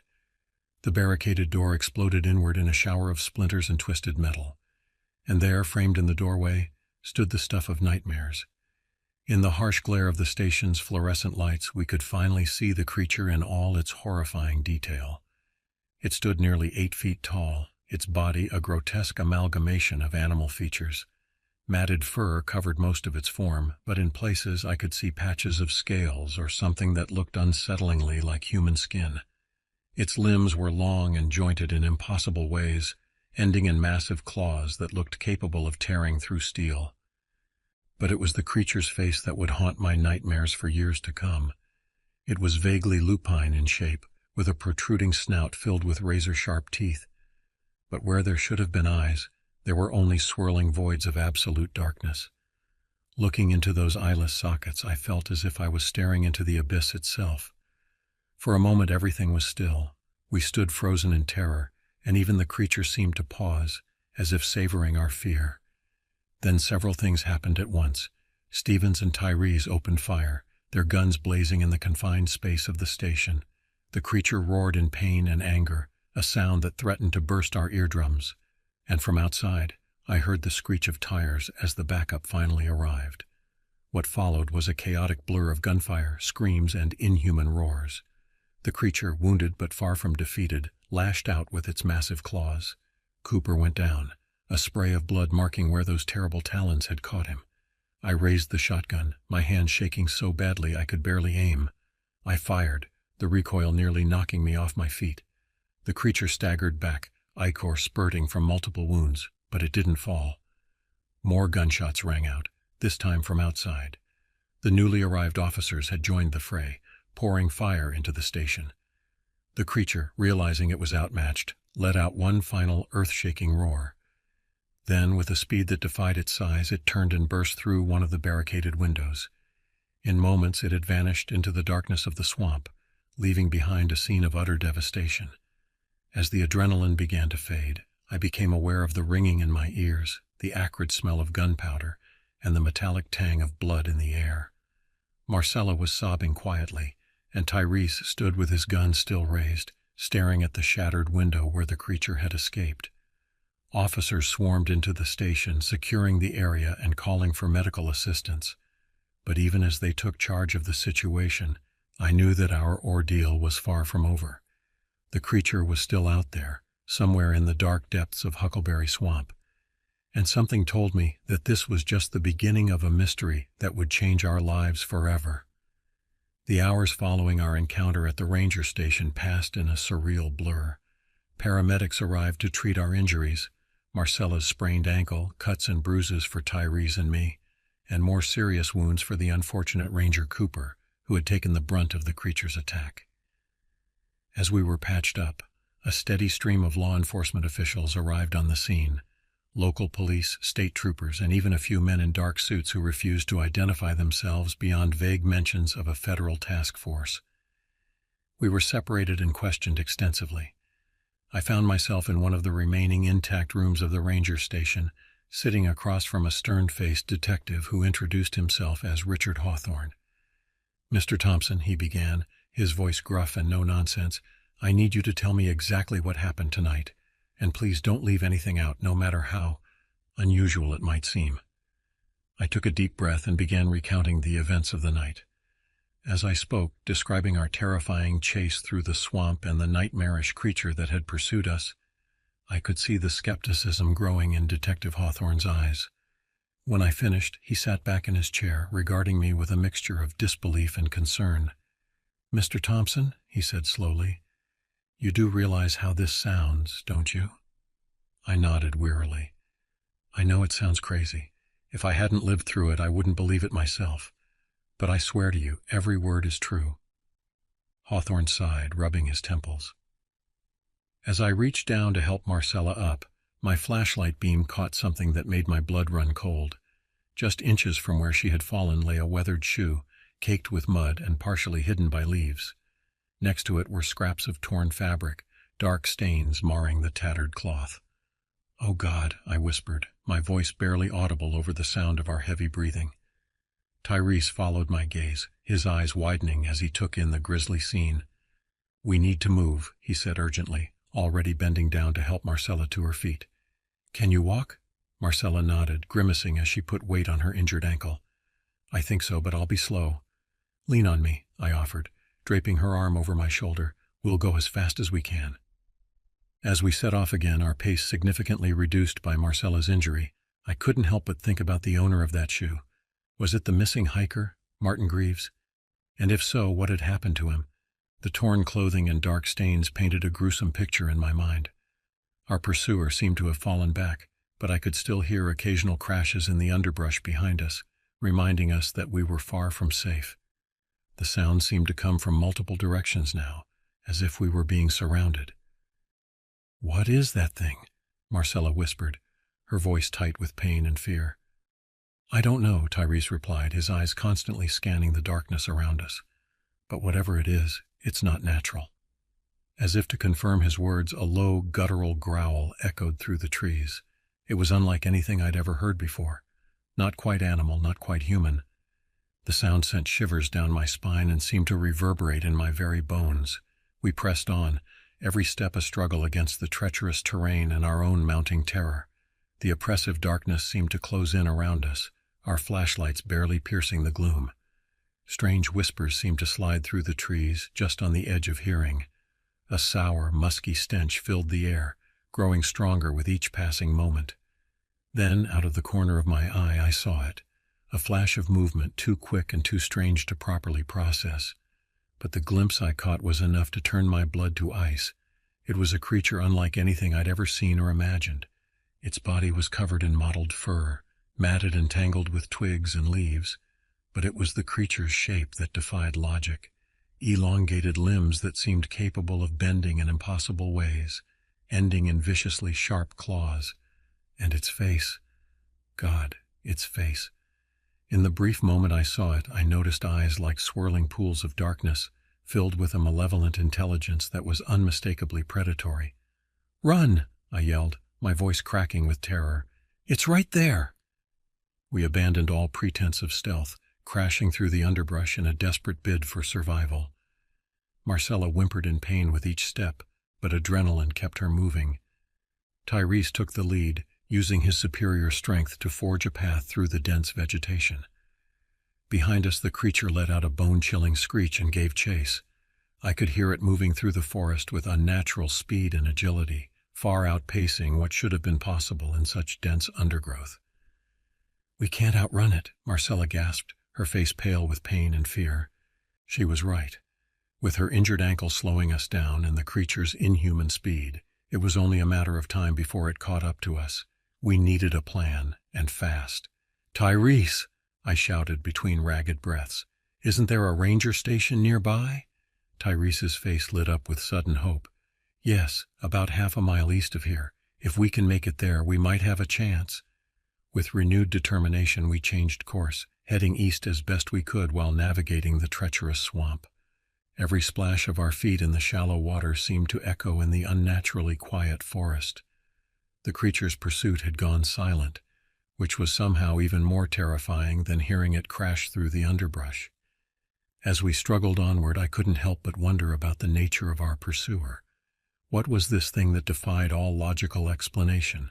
Was it some kind of undiscovered species? A A government experiment gone wrong? Or something even more sinister, something that shouldn't exist in our rational scientific world? My musings were cut short as Tyrese suddenly stopped, holding up a hand for silence. For a moment, all I could hear was our labored breathing and the pounding of my own heart. Then, faintly but unmistakably, I heard voices in the distance. "The ranger station," Tyrese whispered, his voice filled with relief. "We're almost there." But our relief was short-lived. From behind us came a sound that could only be described as a roar, a sound filled with rage and hunger that shook the very air around us. The creature had realized its prey was about to escape. "Go!" I yelled, pushing Marcella forward. "Run for the station." We burst from the tree line into a small clearing. In the center stood a sturdy log building, the ranger station.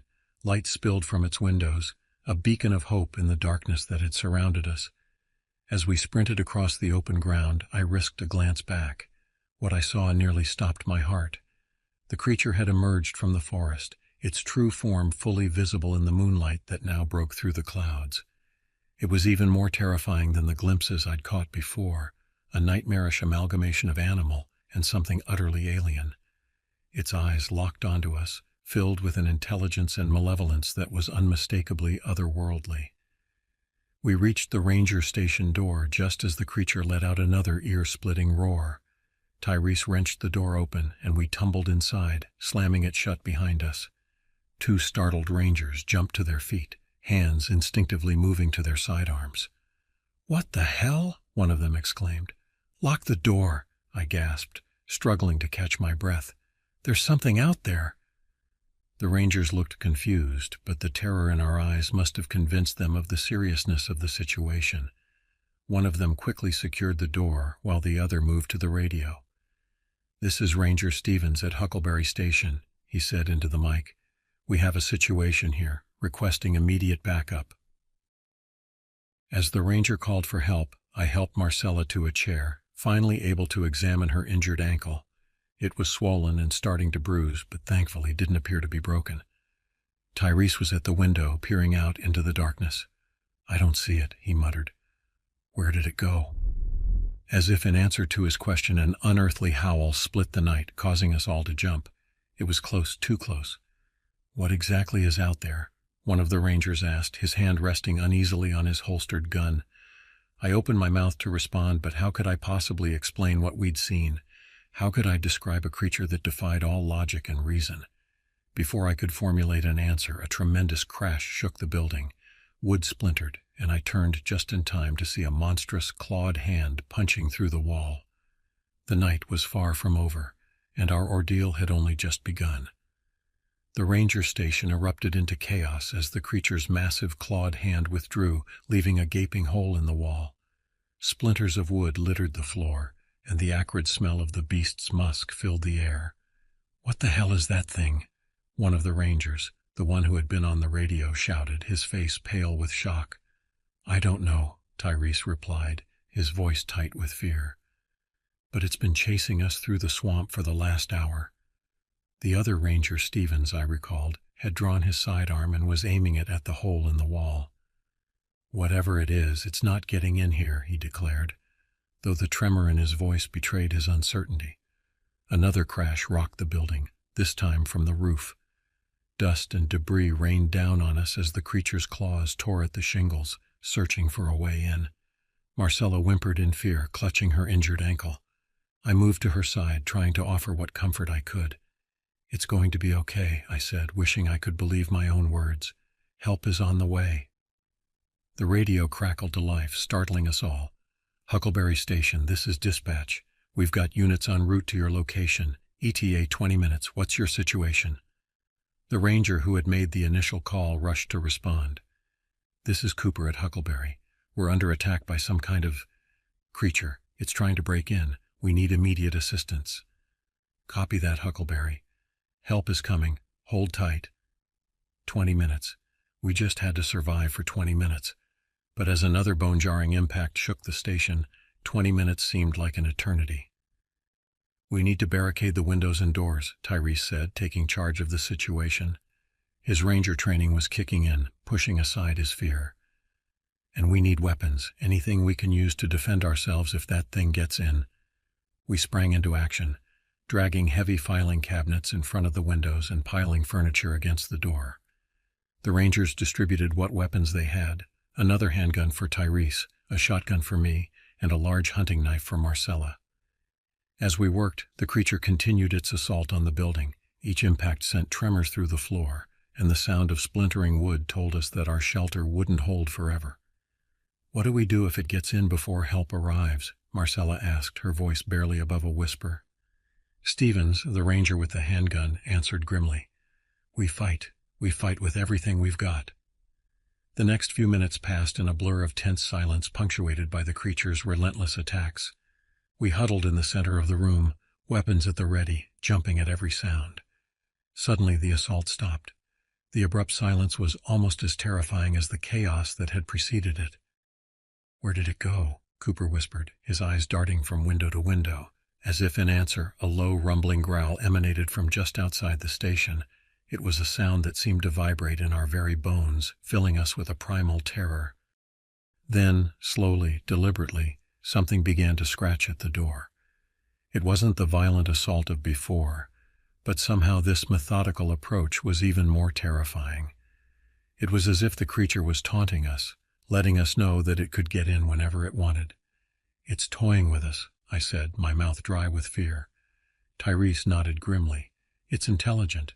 More intelligent than any animal I've ever encountered." The scratching continued, occasionally interspersed with that bone-chilling growl. Minutes ticked by with agonizing slowness, each second stretching into an eternity of terror. Then, just as the tension had reached an unbearable level, we heard it, the distant wail of sirens. "The backup!" Cooper exclaimed, relief evident in his voice. "They're almost here." But our relief was short-lived. As soon as the sirens became audible, the creature let out a roar of frustration and renewed its assault on the station with even greater ferocity. "It knows it's running out of time," Stevens said, tightening his grip on his gun. The next few moments were a blur of splintering wood, shattering glass, and terrified screams. The creature, in its desperation, had redoubled its efforts to break in, and then, with a final, thunderous crash, it succeeded. The barricaded door exploded inward in a shower of splinters and twisted metal, and there, framed in the doorway, stood the stuff of nightmares. In the harsh glare of the station's fluorescent lights, we could finally see the creature in all its horrifying detail. It stood nearly 8 feet tall, its body a grotesque amalgamation of animal features. Matted fur covered most of its form, but in places I could see patches of scales or something that looked unsettlingly like human skin. Its limbs were long and jointed in impossible ways, ending in massive claws that looked capable of tearing through steel. But it was the creature's face that would haunt my nightmares for years to come. It was vaguely lupine in shape, with a protruding snout filled with razor-sharp teeth. But where there should have been eyes, there were only swirling voids of absolute darkness. Looking into those eyeless sockets, I felt as if I was staring into the abyss itself. For a moment, everything was still. We stood frozen in terror, and even the creature seemed to pause, as if savoring our fear. Then several things happened at once. Stevens and Tyrese opened fire, their guns blazing in the confined space of the station. The creature roared in pain and anger, a sound that threatened to burst our eardrums. And from outside I heard the screech of tires as the backup finally arrived. What followed was a chaotic blur of gunfire, screams, and inhuman roars. The creature, wounded but far from defeated, lashed out with its massive claws. Cooper went down, a spray of blood marking where those terrible talons had caught him. I raised the shotgun, my hands shaking so badly I could barely aim. I fired, the recoil nearly knocking me off my feet. The creature staggered back, ichor spurting from multiple wounds, but it didn't fall. More gunshots rang out, this time from outside. The newly arrived officers had joined the fray, pouring fire into the station. The creature, realizing it was outmatched, let out one final earth-shaking roar. Then, with a speed that defied its size, it turned and burst through one of the barricaded windows. In moments it had vanished into the darkness of the swamp, leaving behind a scene of utter devastation. As the adrenaline began to fade, I became aware of the ringing in my ears, the acrid smell of gunpowder, and the metallic tang of blood in the air. Marcella was sobbing quietly, and Tyrese stood with his gun still raised, staring at the shattered window where the creature had escaped. Officers swarmed into the station, securing the area and calling for medical assistance. But even as they took charge of the situation, I knew that our ordeal was far from over. The creature was still out there, somewhere in the dark depths of Huckleberry Swamp, and something told me that this was just the beginning of a mystery that would change our lives forever. The hours following our encounter at the ranger station passed in a surreal blur. Paramedics arrived to treat our injuries, Marcella's sprained ankle, cuts and bruises for Tyrese and me, and more serious wounds for the unfortunate Ranger Cooper, who had taken the brunt of the creature's attack. As we were patched up, a steady stream of law enforcement officials arrived on the scene. Local police, state troopers, and even a few men in dark suits who refused to identify themselves beyond vague mentions of a federal task force. We were separated and questioned extensively. I found myself in one of the remaining intact rooms of the ranger station, sitting across from a stern-faced detective who introduced himself as Richard Hawthorne. "Mr. Thompson," he began, his voice gruff and no-nonsense, "I need you to tell me exactly what happened tonight, and please don't leave anything out, no matter how unusual it might seem."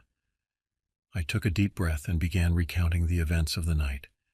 As I spoke, describing our terrifying chase through the swamp and the nightmarish creature that had pursued us, I could see the skepticism growing in Detective Hawthorne's eyes. When I finished, he sat back in his chair, regarding me with a mixture of disbelief and concern. "Mr. Thompson," he said slowly, "you do realize how this sounds, don't you?" I nodded wearily. "I know it sounds crazy. If I hadn't lived through it, I wouldn't believe it myself. But I swear to you, every word is true." Hawthorne sighed, rubbing his temples. When Reeves looked up, her face was pale. "We've got a problem," she said, her voice barely above a whisper. "These tracks, they're not just from one creature anymore." A chill ran down my spine as we all gathered around to look. Sure enough, mingled with the now familiar prints of our quarry were other, equally disturbing tracks. Some were similar but smaller, as if made by juvenile versions of the creature. Others were completely different, long, sinuous marks that looked like they'd been made by something serpentine, and what appeared to be huge bird-like tracks with wickedly curved talons. "What does this mean?" Marcella asked, her voice trembling slightly. Hawthorne's face was grim. "It means we're dealing with more than just one monster. There's a whole ecosystem of these things out here." The implications of his words hit us like a physical blow. One creature had been terrifying enough. The thought of an entire population of these things was almost too much to bear. "We need to turn back," Tyrese said, voicing what we were all thinking. "We're not equipped to handle this." But before anyone could respond, a blood-curdling screech split the air. It was unlike anything I'd ever heard before, part bird, part big cat, and part something utterly alien. The sound seemed to come from everywhere at once, reverberating through the trees and making the very ground beneath our feet tremble. "Run!" Reeves yelled, all pretense of stealth abandoned. We took off, crashing through the underbrush in blind panic. I could hear something moving through the canopy above us, branches snapping and leaves rustling as it kept pace effortlessly. Suddenly, Marcella cried out. I turned to see her stumble and fall, her foot caught in a tangle of roots. Without thinking, I rushed back to help her. As I reached down to free her foot, I saw a movement out of the corner of my eye. I looked up just in time to see a massive shape descending from the trees. It was like the creature we'd encountered in the swamp, but different. This one was sleeker, its limbs even more elongated, ending in what looked like hooked talons. Its body was covered in a mix of scales and feathers, and its head was distinctly avian, with a wickedly curved beak. Time seemed to slow down as the creature fell towards us. I could see every detail with horrifying clarity, the iridescent sheen of its feathers, the saliva dripping from its beak, the swirling voids of its eyes fixed on us with predatory intent. Just as I thought it was all over, a deafening bang rang out. The creature screeched in pain and veered off course, crashing into the underbrush a few feet away from us. Hawthorne stood there, his gun still smoking. "Go!" he yelled. "I'll hold it off." I didn't need to be told twice. I hauled Marcella to her feet, and we ran. Behind us I could hear more gunshots, interspersed with inhuman screeches and the sound of something large thrashing through the vegetation. We ran until our lungs burned and our legs felt like they were made of lead. Finally, we burst out of the dense forest into a small clearing. In the center stood an old, dilapidated cabin, its windows dark and empty. "In there!" Reeves called out, already moving towards the structure. We piled inside, slamming the door shut behind us. The interior was musty and filled with cobwebs, but it was shelter. Tyrese and I quickly began barricading the door and windows with whatever furniture we could find. As the adrenaline began to wear off, I realized Hawthorne wasn't with us. "Where's the detective?" I asked, looking around frantically. Reeves' face was grim. "He stayed behind to give us a chance to escape. We can only hope he made it out alive." A heavy silence fell over us as the reality of our situation sank in. We were trapped in an unknown part of the forest, surrounded by creatures that defied explanation, with no idea if help was coming.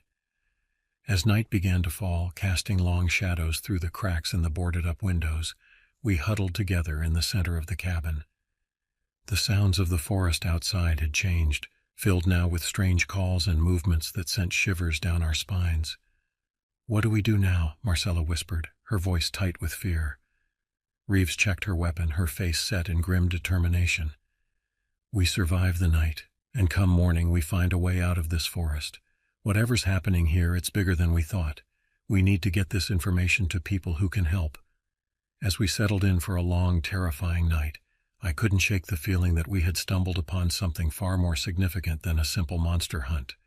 The creatures, the strange forest, the legends of Witches Hollow, it all hinted at a mystery far deeper and more dangerous than we could have imagined. Little did we know, our ordeal in the cabin that night would be just the beginning of a journey that would take us to the very edge of reality, challenging everything we thought we knew about the world and our place in it. The cabin creaked and groaned around us as the wind picked up outside. Shadows danced on the walls, cast by the flickering light of the single lantern Reeves had in her pack. We had pushed all the furniture to the center of the room, creating a small fortress where we now huddled, backs to each other, facing outward towards the windows and doors. Every sound from outside sent a jolt of adrenaline through my system. Was that just the wind in the trees or something more sinister? Was that scratching at the door just branches being blown against the wood or claws seeking entry? "We should take turns keeping watch," Reeves said, her voice low but steady. 2-hour shifts. I'll take first watch." We nodded in agreement, grateful for her calm leadership in this nightmare scenario. As the others tried to get some rest, I found myself unable to close my eyes. Every time I did, I saw that bird-like creature descending from the trees, its void-like eyes fixed on me with murderous intent. About an hour into Reeves' watch, a new sound cut through the night, a low, mournful howl that seemed to come from everywhere and nowhere at once. It was joined by another, then another, until the air was filled with an otherworldly chorus that made the hair on the back of my neck stand on end. "What is that?" Marcella whispered, sitting up from where she had been trying to sleep. Tyrese, his ranger training evident in the way he cocked his head to listen, frowned deeply. "It's not like any animal call I've ever heard. It's almost like they're singing." As we listened, I realized he was right. There was a haunting melody to the sounds, a rhythm that pulsed through the air and seemed to resonate in our very bones. It was beautiful in a terrifying way, like a siren song luring sailors to their doom. Suddenly Reeves stiffened.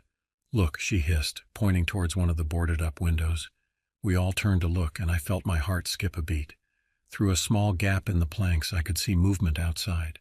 Shapes were moving in the darkness, fluid and ethereal. They seemed to glow faintly with an inner light, casting eerie shadows as they danced through the trees. "What are they?" I whispered, unable to tear my eyes away from the mesmerizing sight. "I don't know," Reeves replied, her voice tight with tension.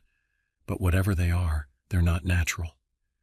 As we watched, transfixed, one of the shapes drew closer to the cabin.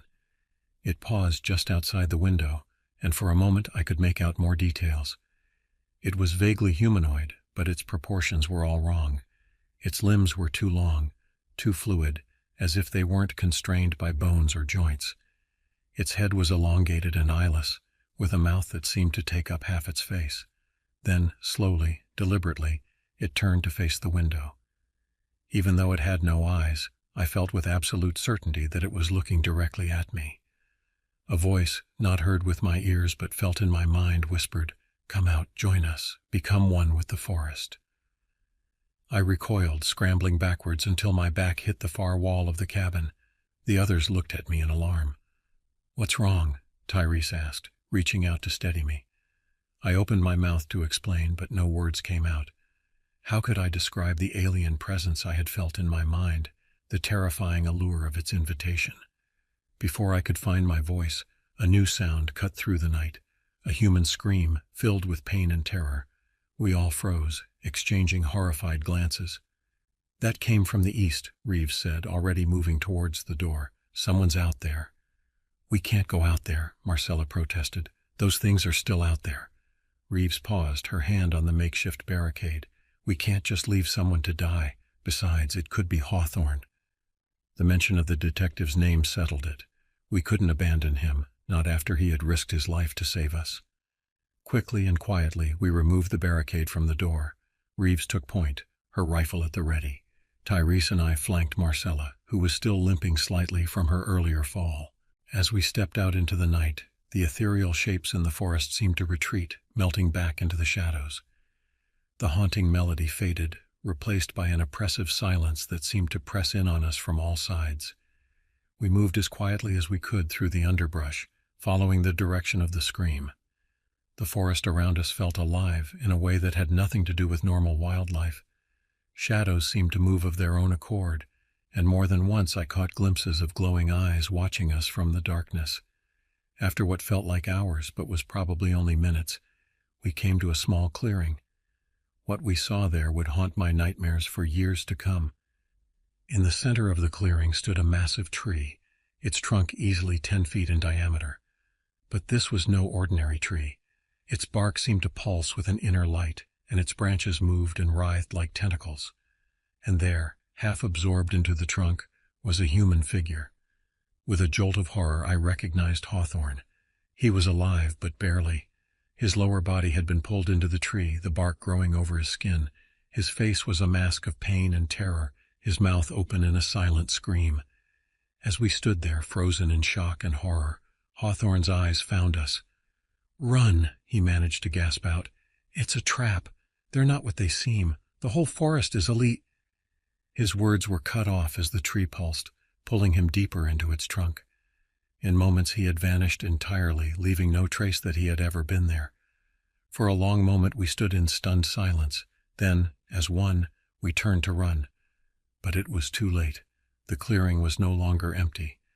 Surrounding us on all sides were the creatures we had glimpsed earlier, the bird-like one that had attacked us, the ethereal dancers, and others too strange and terrible to describe.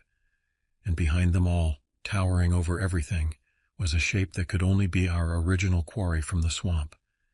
As the creatures closed in, I realized with a sinking feeling that we had never been the hunters. From the very beginning, we had been the prey. And now, deep in this impossible forest, our hunt had come to its inevitable, terrifying conclusion. The true nature of Witch's Hollow, and the dark secret at the heart of the forest, was about to be revealed. And I feared that the knowledge would come at a cost higher than any of us were prepared to pay. Time seemed to stand still as we faced the nightmarish menagerie that surrounded us. The creatures were unlike anything I had ever seen or imagined, a twisted menagerie that defied the laws of nature and sanity. The bird-like creature that had attacked us earlier was there, its feathers gleaming with an oily iridescence in the dim light. Beside it stood something that looked like a cross between a wolf and a praying mantis, its multiple limbs ending in wickedly sharp claws. The ethereal dancers we had glimpsed from the cabin window swayed hypnotically, their forms constantly shifting and changing.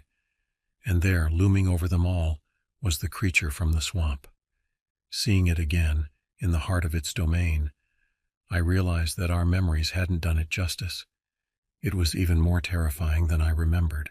A massive, hulking form that seemed to be composed of shadow and malevolence given flesh. As we stood there, frozen in terror, I felt a presence brush against my mind. It was alien and vast, a consciousness so foreign that my brain struggled to comprehend it. And then, to my shock, it spoke. "Welcome," a voice resonated in my head, somehow conveying amusement and hunger in equal measure. "We've been waiting for you." I glanced at the others and saw from their expressions that they were hearing it too. Reeves had her rifle raised, but her hands were shaking. Tyrese stood protectively in front of Marcella, though what protection he could offer against these beings I couldn't imagine. What are you?" I managed to stammer out, my voice barely above a whisper. The massive creature tilted its head, an eerily human gesture on such an inhuman form. "We are the forest," it replied, the capital F evident in its metal voice. "We are the guardians of the spaces between worlds, the keepers of secrets long forgotten by your kind." "But you've been killing people," Marcella said, her voice trembling but determined. "The missing hiker, the attacks at the campground." A ripple of what might have been laughter passed through the assembled creatures. "Killing?" the voice in our head said. "No, not killing. Transforming, elevating. Those who enter our domain are given a choice, to become one with the forest, or to leave this plane of existence entirely." With a gesture from the massive creature, the tree that had absorbed Hawthorne began to move.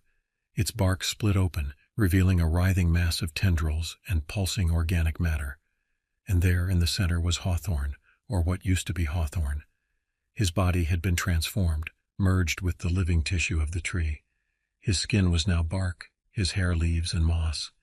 And his eyes were now the same swirling voids that all the creatures shared. "He chose to join us," the forest said, "as have many others over the centuries, and now you must make the same choice." The revelation hit us like a physical blow. The idea that Hawthorne, and who knows how many others, had willingly chosen to become this was almost too much to comprehend. "You're lying," Reeves said, her voice shaking but defiant. "No one would choose this." The forest's amusement rippled through our minds. "Are you so sure? Think of the knowledge we offer, the power, the chance to be part of something greater than your limited human existence." As it spoke, I felt a strange pull in my mind. Visions flashed before my eyes, glimpses of other worlds, of knowledge beyond human comprehension, of power that defied the laws of physics. It was intoxicating, terrifying, and utterly alien. I shook my head, trying to clear it. Beside me I could see the others struggling with similar visions. Marcella had fallen to her knees, her eyes wide and unfocused.